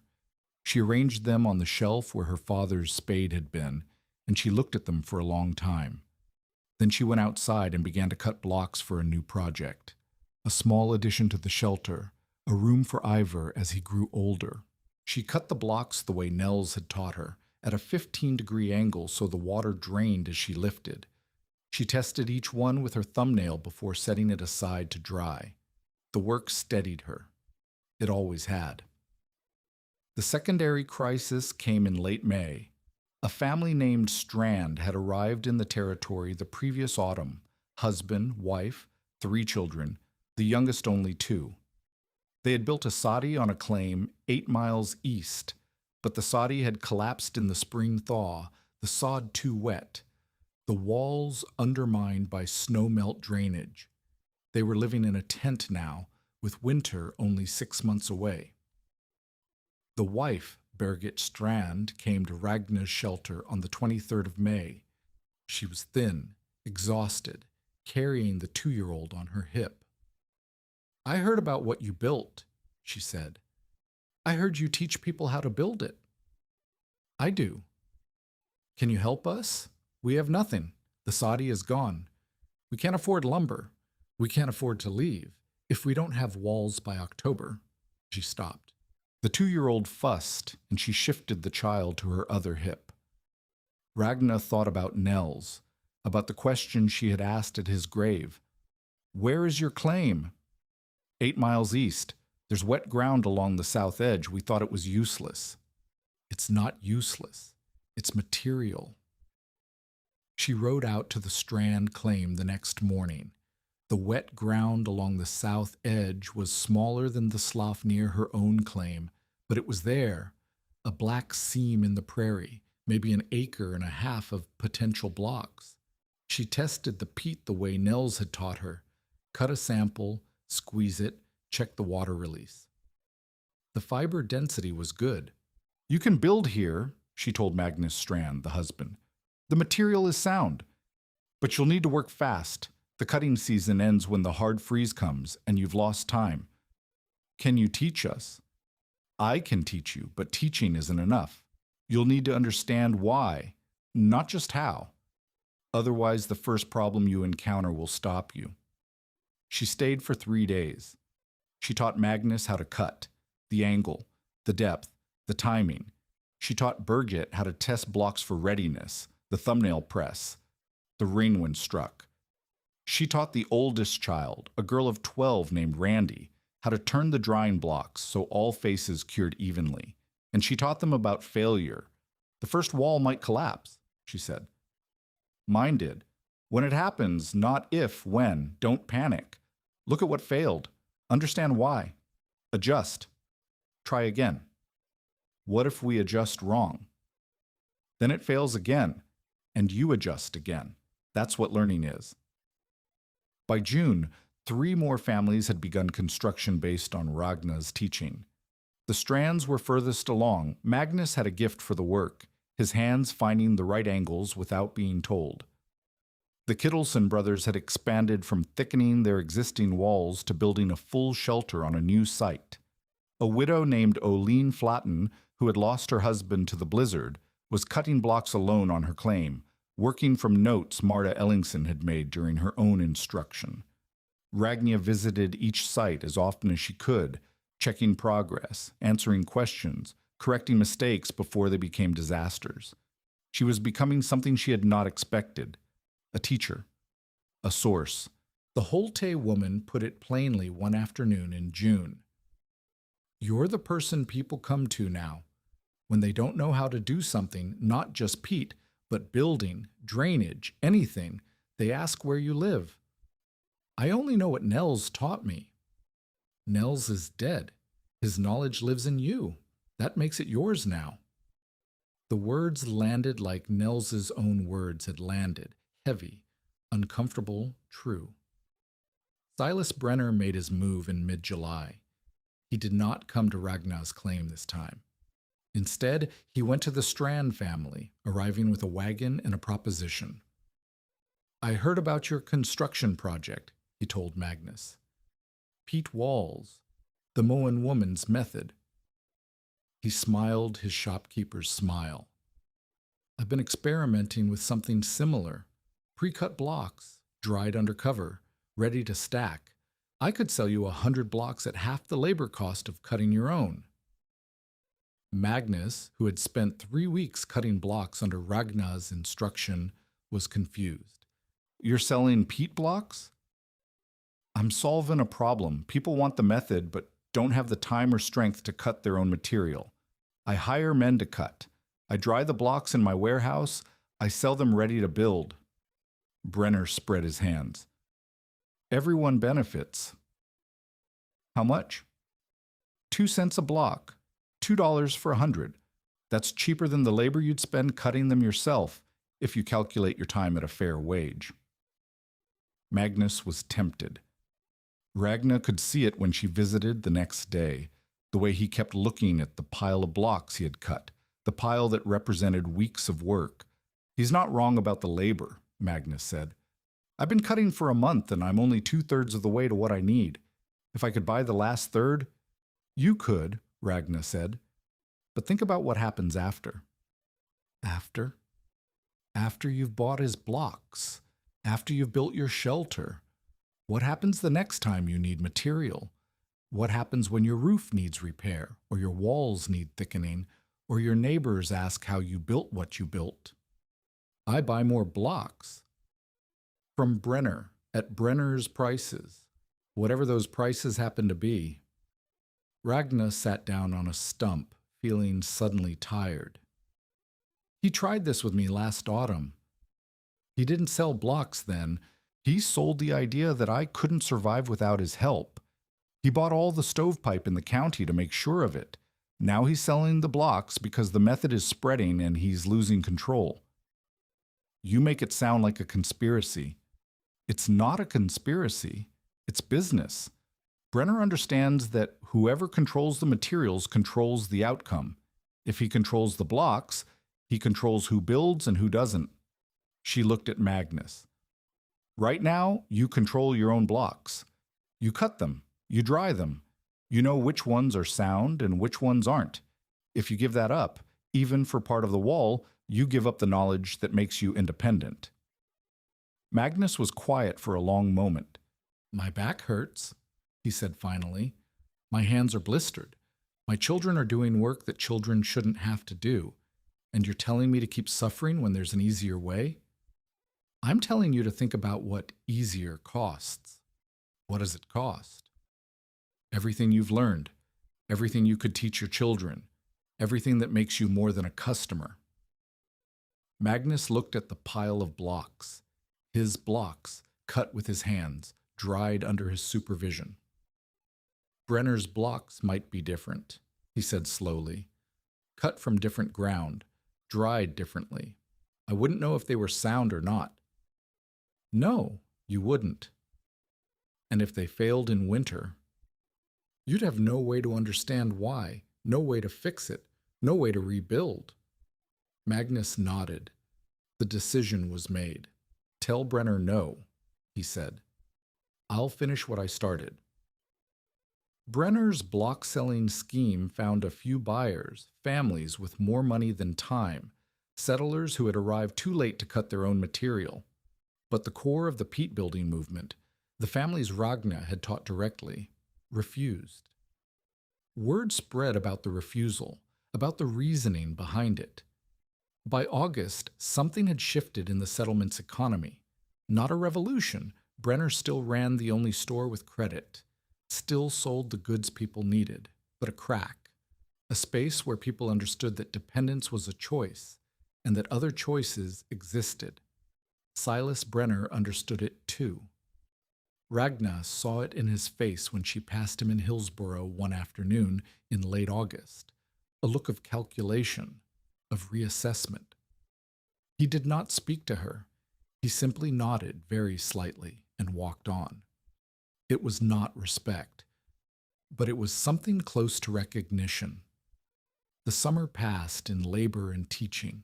Ragna expanded her own shelter, the addition for Ivor, built with the techniques Nels had taught her, the drainage improved, the joints designed to flex.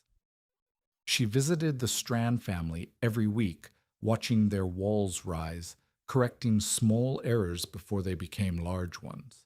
She traded instruction for labor with the Kittelson brothers, who helped her dig a proper root cellar in exchange for guidance on venting, and she thought about Nels.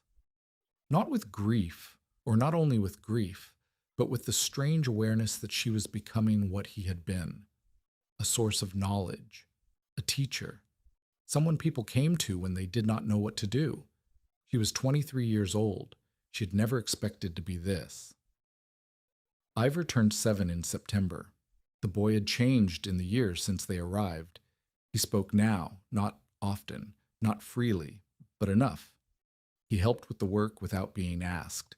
He had learned to read the weather, to predict when rain would come, to sense the quality of the light that meant temperature dropping. On his birthday, Ragna gave him a gift, a small spade, sized for a child's hands, made by the Hillsborough blacksmith from a design she had sketched. "This is yours," she said. "You're old enough now to cut your own blocks." Ivor took the spade and turned it in his hands.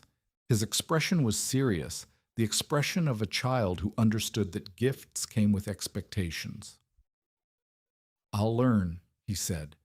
"I know you will." That afternoon, she taught him the first lesson, how to read the ground.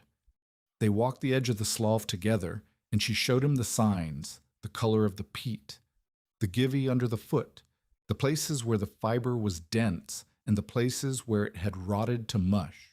"Every piece of ground is different," she said. "You can't just cut anywhere and expect it to work. You have to find the right material." "How do you know when you found it?" "You test it. You cut a sample and see what it does." She knelt beside a promising section. "Here, cut here and show me what you find." Ivor cut. The block that emerged was dark, dense, heavy with moisture, but firm in structure. "Good material," Ragna said. "Now we dry it and see if it holds." The boy nodded. He set the block aside with the same care she had seen Nels use, the care of someone who understood that small things mattered. She watched him, and she thought, this is how it passes on. Not through books, not through lectures, through hands, through work, through the patient repetition of lessons learned from those who came before. Nels had taught her. Now she was teaching Ivor, and someday Ivor would teach someone else. The second winter came milder than the first. No blizzard struck with the fury of January 12th. The temperatures dropped, the snow fell, the wind blew, but nothing approached the killing cold of 1888. The families who had built peat shelters that summer found them more than adequate. The families who had not built watched and took notes for the following year. By the spring of 1889, Ragna counted 11 structures in the settlement that used some version of her method. 3 were full shelters like her own, thick-walled, low-roofed, designed for the worst the territory could deliver. 5 were additions to existing buildings, peat walls thickening frame shacks, adding mass where mass had been lacking. 3 were outbuildings, storm shelters, root cellars, livestock windbreaks that kept animals alive through the worst nights. 11 structures, 11 families who had learned to cut and stack and dry and build. It was not a revolution, but it was a change. The Strand family's shelter was completed in October of 1888, 6 weeks before the first hard freeze. Ragna walked through it on a cold November afternoon, running her hands along the walls, checking the joints, testing the roof cap with her weight. Magnus had done good work. The walls were plumb, the drainage was sound, the entry trap broke the wind cleanly. "It's solid," she said. Magnus stood in the center of the shelter, his wife beside him, their 3 children playing in the corner. The 2-year-old, now nearly 3, was stacking small blocks into towers and knocking them down. "We couldn't have done it without you," Birgit said. "You did it yourselves. I just showed you where to start." "That's not nothing." No, Ragna thought. It wasn't nothing. Showing people where to start, that was everything. That was what Nels had done for her. That was what she was learning to do for others. "Next summer," Magnus said, "I want to try something different. A storage building, separate from the house. Somewhere to keep grain dry through the wet season. You'd need to modify the design, more ventilation, less heat retention. Would you help me figure it out?" Ragna looked at the shelter around her, at the black walls, the careful joints, the evidence of learning made physical. "Yes," she said, "I would." Einar Solheim arrived in the territory in the spring of 1889. He was Marta Ellingson's cousin, a widower from Minnesota whose wife had died in childbirth the previous year. He had come west to escape the grief, to find work, to start something new in a place where no one knew the shape of what he had lost. Ragna met him at the Ellingson farm in late April. He was helping Marta's husband dig a drainage ditch along the property line, work that Ragna had been asked to supervise, because the Ellingsons wanted the ditch to connect with the improved drainage system she had designed for her own claim. He was not handsome. His face was weathered, his hands were rough, his clothes were worn at the elbows and knees. But he worked steadily, without complaint, and when Ragna explained the angle the ditch needed to maintain, he listened without interrupting and then asked questions that showed he had understood. "You're the one who built the peat shelter," he said on the second day. They were taking a break, sitting on the edge of the ditch with water dripping from their boots. "I am." "Marta says you taught half the settlement how to build." "Not half. Some." "She says you saved her boy's life in the blizzard." Ragna did not know what to say to that. She had never thought of it as saving, only as doing what needed to be done. "The shelter saved him," she said finally. "I just built the shelter." Einar nodded. His expression was thoughtful, not impressed, the expression of someone assessing rather than admiring. "You're not like the other women here," he said. "What are the other women like?" "They wait, they tend, they support." He paused. "You build." "Someone had to." "Someone always has to. Most people wait for that someone to be someone else." He stood, brushing dirt from his trousers. Marta says you need help with a root cellar expansion this summer. I'm looking for work. I can't pay much. I'm not asking for much. Room, board, fair labor exchange. He looked at her directly. I came here to work. If you have work, I'll do it. The root cellar expansion took most of the summer. Einar worked 6 days a week, digging, hauling, stacking. He learned the peat method quickly, not with the intuitive understanding Magnus Strand had shown, but with the steady competence of someone who had learned many skills and could learn one more. He asked questions when he did not understand. He did not pretend to know things he did not know, and he watched Ragna, not with the hungry attention some men had shown her, the widower from Grafton who had visited in spring, the bachelor who had offered partnership as a business arrangement. Einar's watching was different. It was the attention of someone trying to understand how she thought, what she valued, why she made the choices she made. In July, the root cellar was finished. Einar stayed. There's more work, he said. The Kittlesons need help with their new shelter. The Strands want that storage building designed. You can't do it all yourself. I've been doing it myself for 2 years. You've been surviving for 2 years. That's different from building something that lasts.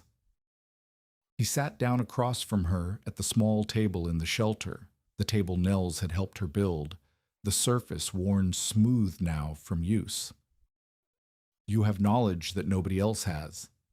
If you burn yourself out, hauling blocks and digging ditches, that knowledge dies with you.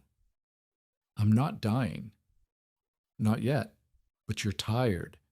You're doing the work of 3 people, and the settlement is growing, more families arriving every season, more people who need to learn. He leaned forward. Let me help. Not as charity, as partnership. What kind of partnership? The kind where I do the labor you don't have time for, and you teach me what you know, and together we build more than either of us could build alone. Ragna looked at him, at the weathered face, the rough hands, the direct eyes that did not look away. Why? She asked. Because I came here to build something, not to work for wages and die with nothing. My wife is gone. My child is gone. I have nothing left but my labor and my time. His voice was steady, but something moved beneath it, something old and wounded. You have something worth building. I want to be part of it. They married in October of 1889. It was not a romantic wedding. The ceremony was held in the Ellingson farmhouse, witnessed by Marta and her husband, by the Strands and the Kittlesons, by August Trellstadt and his second wife. The minister came from Hillsborough and left the same afternoon.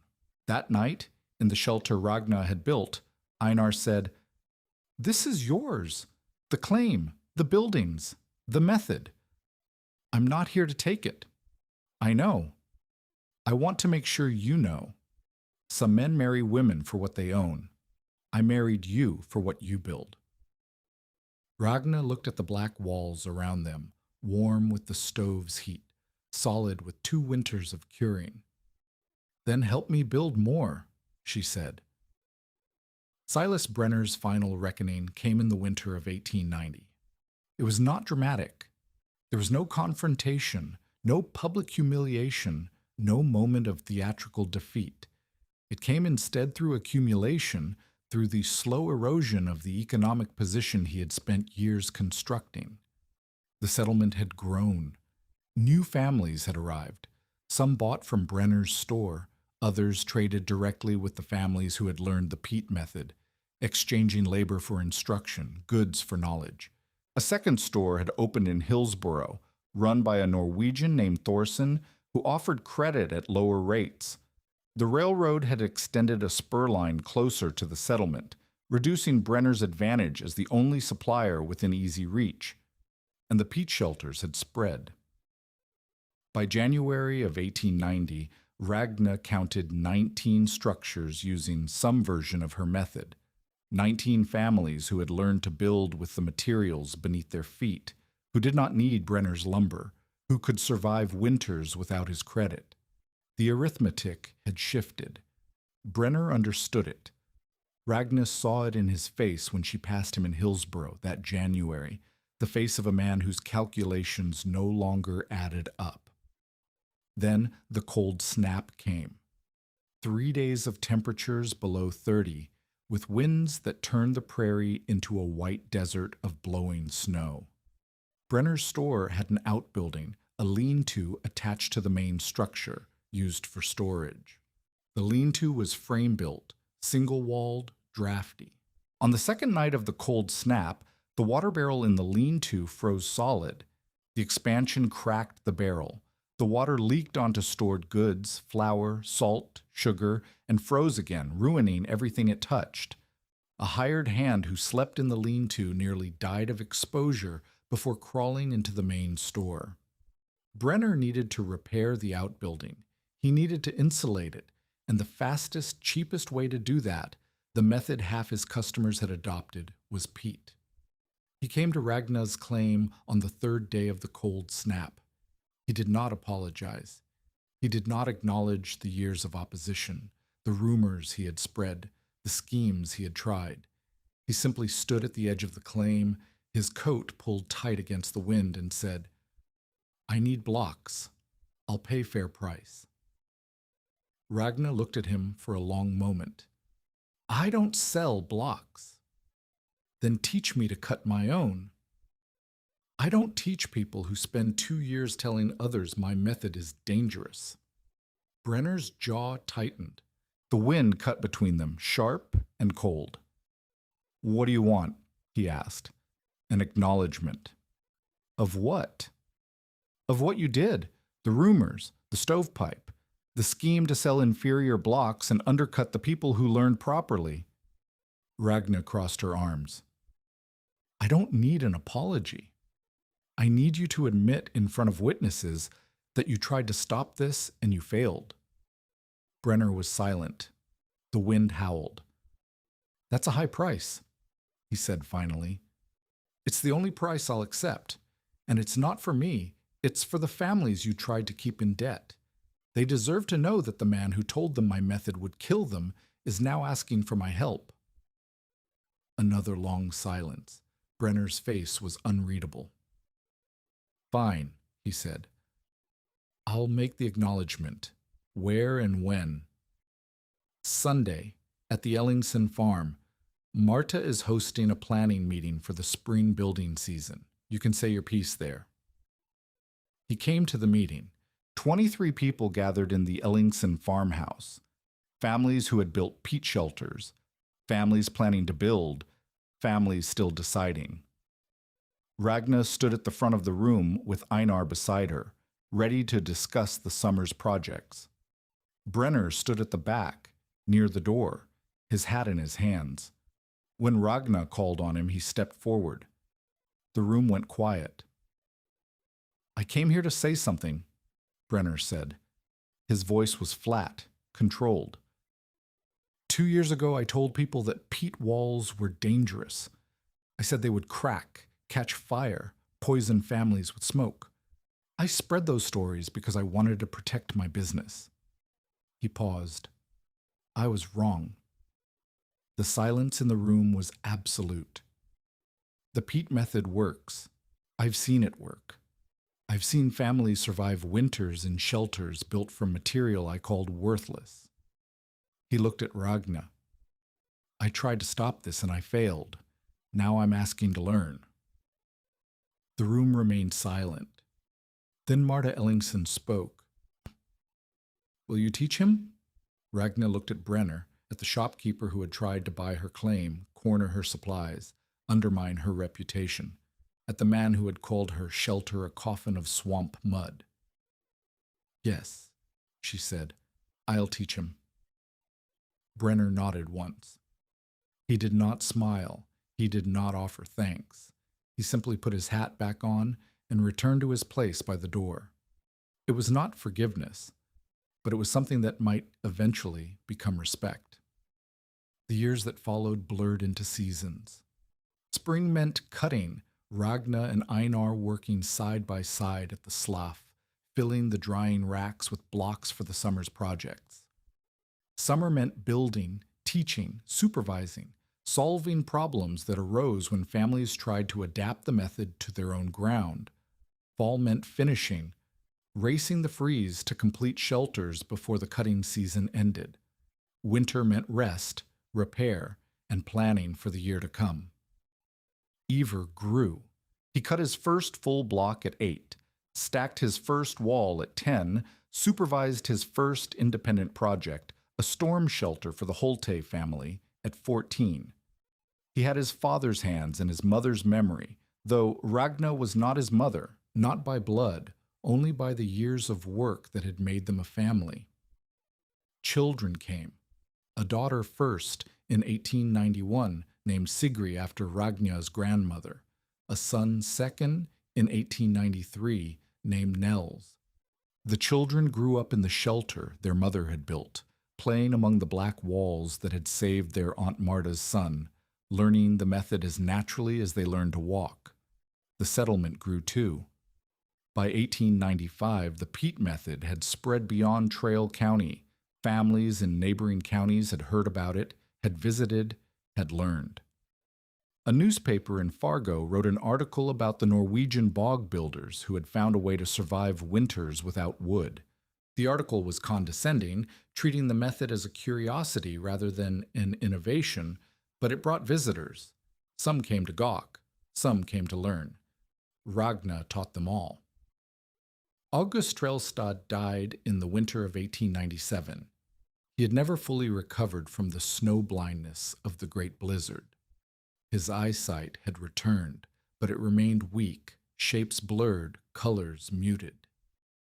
He had retired from the road crews, spending his last years on a small plot near Hillsborough, keeping chickens, mending harness for the neighbors. Ragna visited him a week before he died. He was sitting on his porch despite the cold, a blanket across his lap, his damaged eyes turned toward a sky he could barely see. "I told you something once," he said. "Do you remember? You told me many things.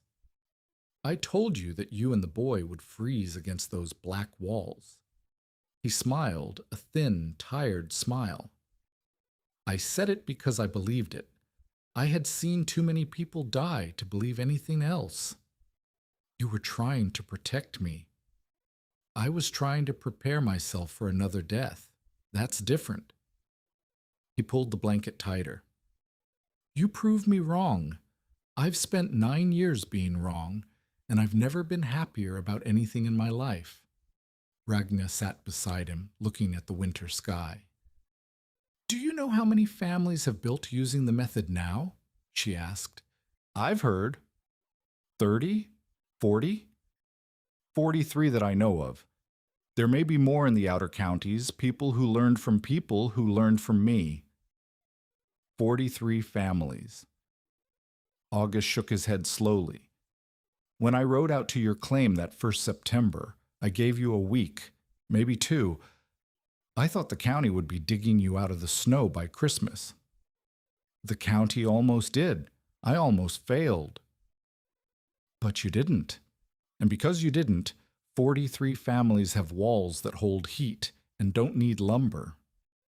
He turned to look at her, or to turn his damaged eyes in her direction.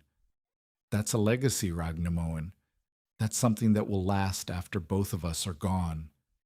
He died 6 days later. Ragna attended the funeral, standing in the snow beside a grave that looked very much like the one she had dug for Nels. 2 men who had believed in her when she had not believed in herself. 2 men who had taught her what she needed to know. She wondered sometimes if they had known what they were building. By 1900, the settlement had transformed. The scattered claims of 1887 had become a community, a network of farms and families connected by roads, by trade, by the shared knowledge of how to survive on ground that had killed so many before them. The Peat method was no longer a curiosity. It was simply how things were done. Children who had never known another way grew up assuming that walls were cut from the earth. that heat was held in mass, that survival was something you built with your hands. Ragna was 36 years old. Her hair had begun to gray at the temples. Her hands, scarred from years of cutting and stacking, ached in cold weather. But she still worked, still taught, still walked the edge of the slough in early morning, reading the ground the way her father had read it, finding the places where the material was sound. Ivar had his own claim now, 3 miles east, where he had built a shelter and married a woman from the Strand family, Magnus's oldest daughter, Randi, who had learned to turn blocks when she was 12. They had a child on the way. The method would continue. Einar worked beside Ragna still, his hair gray too now, his movements slower but still steady. They had built something together, not just structures, but a way of life, a way of being in a place that did not forgive weakness or reward hesitation. In the spring of 1900, a young woman arrived from Minnesota. Her name was Tilda. She was 22 years old, recently widowed, with a claim she could not afford to improve and a winter approaching that she did not know how to survive. She stood at the edge of Ragna's slough, watching the older woman cut blocks, and asked the question that had been asked so many times before. "Can you teach me?" Ragna straightened, pressing her hand to her lower back, the back that had carried thousands of blocks, that ached now with the memory of all that weight. "I can teach you," she said. "But teaching isn't enough. You'll have to learn." What's the difference? Ragna thought about Nels, about the question she had asked at his grave 14 years ago, about the answer she had found in the years since. "Teaching is what I do," she said. "Learning is what you do with it. I can show you how to cut blocks, how to stack walls, how to design a shelter that holds heat. But whether you understand why, whether you can adapt when something goes wrong, rebuild when something fails, teach someone else when I'm gone, that's learning, that's yours." Tilda nodded. Her expression was serious, the expression of someone who understood that survival was not given but earned. "When do we start?" she asked. Ragna handed her the spade. "Now," she said. She lived out her life on the same claim where she had cut the first blocks. The shelter expanded over the years, additions for children, for storage, for the steady accumulation of a life built from nothing. The original walls, the ones she had stacked in that desperate autumn of 1887, remained at the core of the structure, their surfaces glazed now from decades of heating and cooling, harder than they had been when she laid them. She taught until she could no longer walk to the slough. Then she taught from the doorway, watching others cut, calling corrections when the angle was wrong or the depth was off. Then she taught from the bed, receiving visitors who had questions, passing on the knowledge that had passed through her. Einar died in 1922, quietly in his sleep. Ivar buried him on the rise behind the shelter, beside the grave Ragna had already dug for herself. She lived another 4 years. On the morning of her death, in February of 1926, she asked Ivar to help her to the doorway. The cold was sharp, 15 below, with wind, but she wanted to see the walls one more time. Ivar held her arm as she looked at the black structure she had built 40 years before. "Is it what you expected?" he asked. "When you started?" She thought about the question, about the girl who had arrived with $11.40, who had been told she would freeze against those walls, who had built something from the ground that no one believed could be built. "No," she said. "It's more."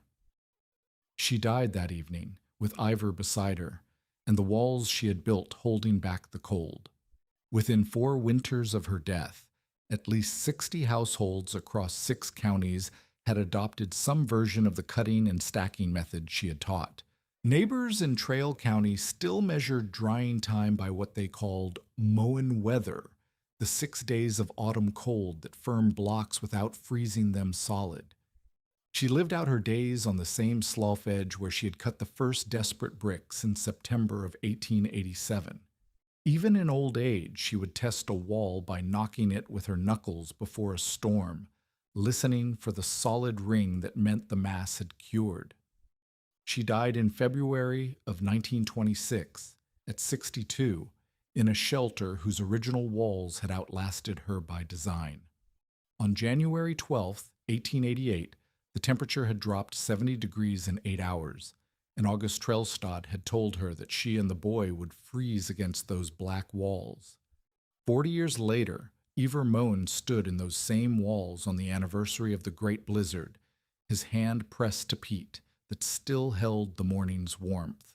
Outside, the wind still clawed at the plains, still drove the snow horizontal, still killed the unprepared. Inside, his children slept without shivering. The stove burned low, and the walls his sister had built from swamp earth and desperation gave back their heat, slow and steady through the long night.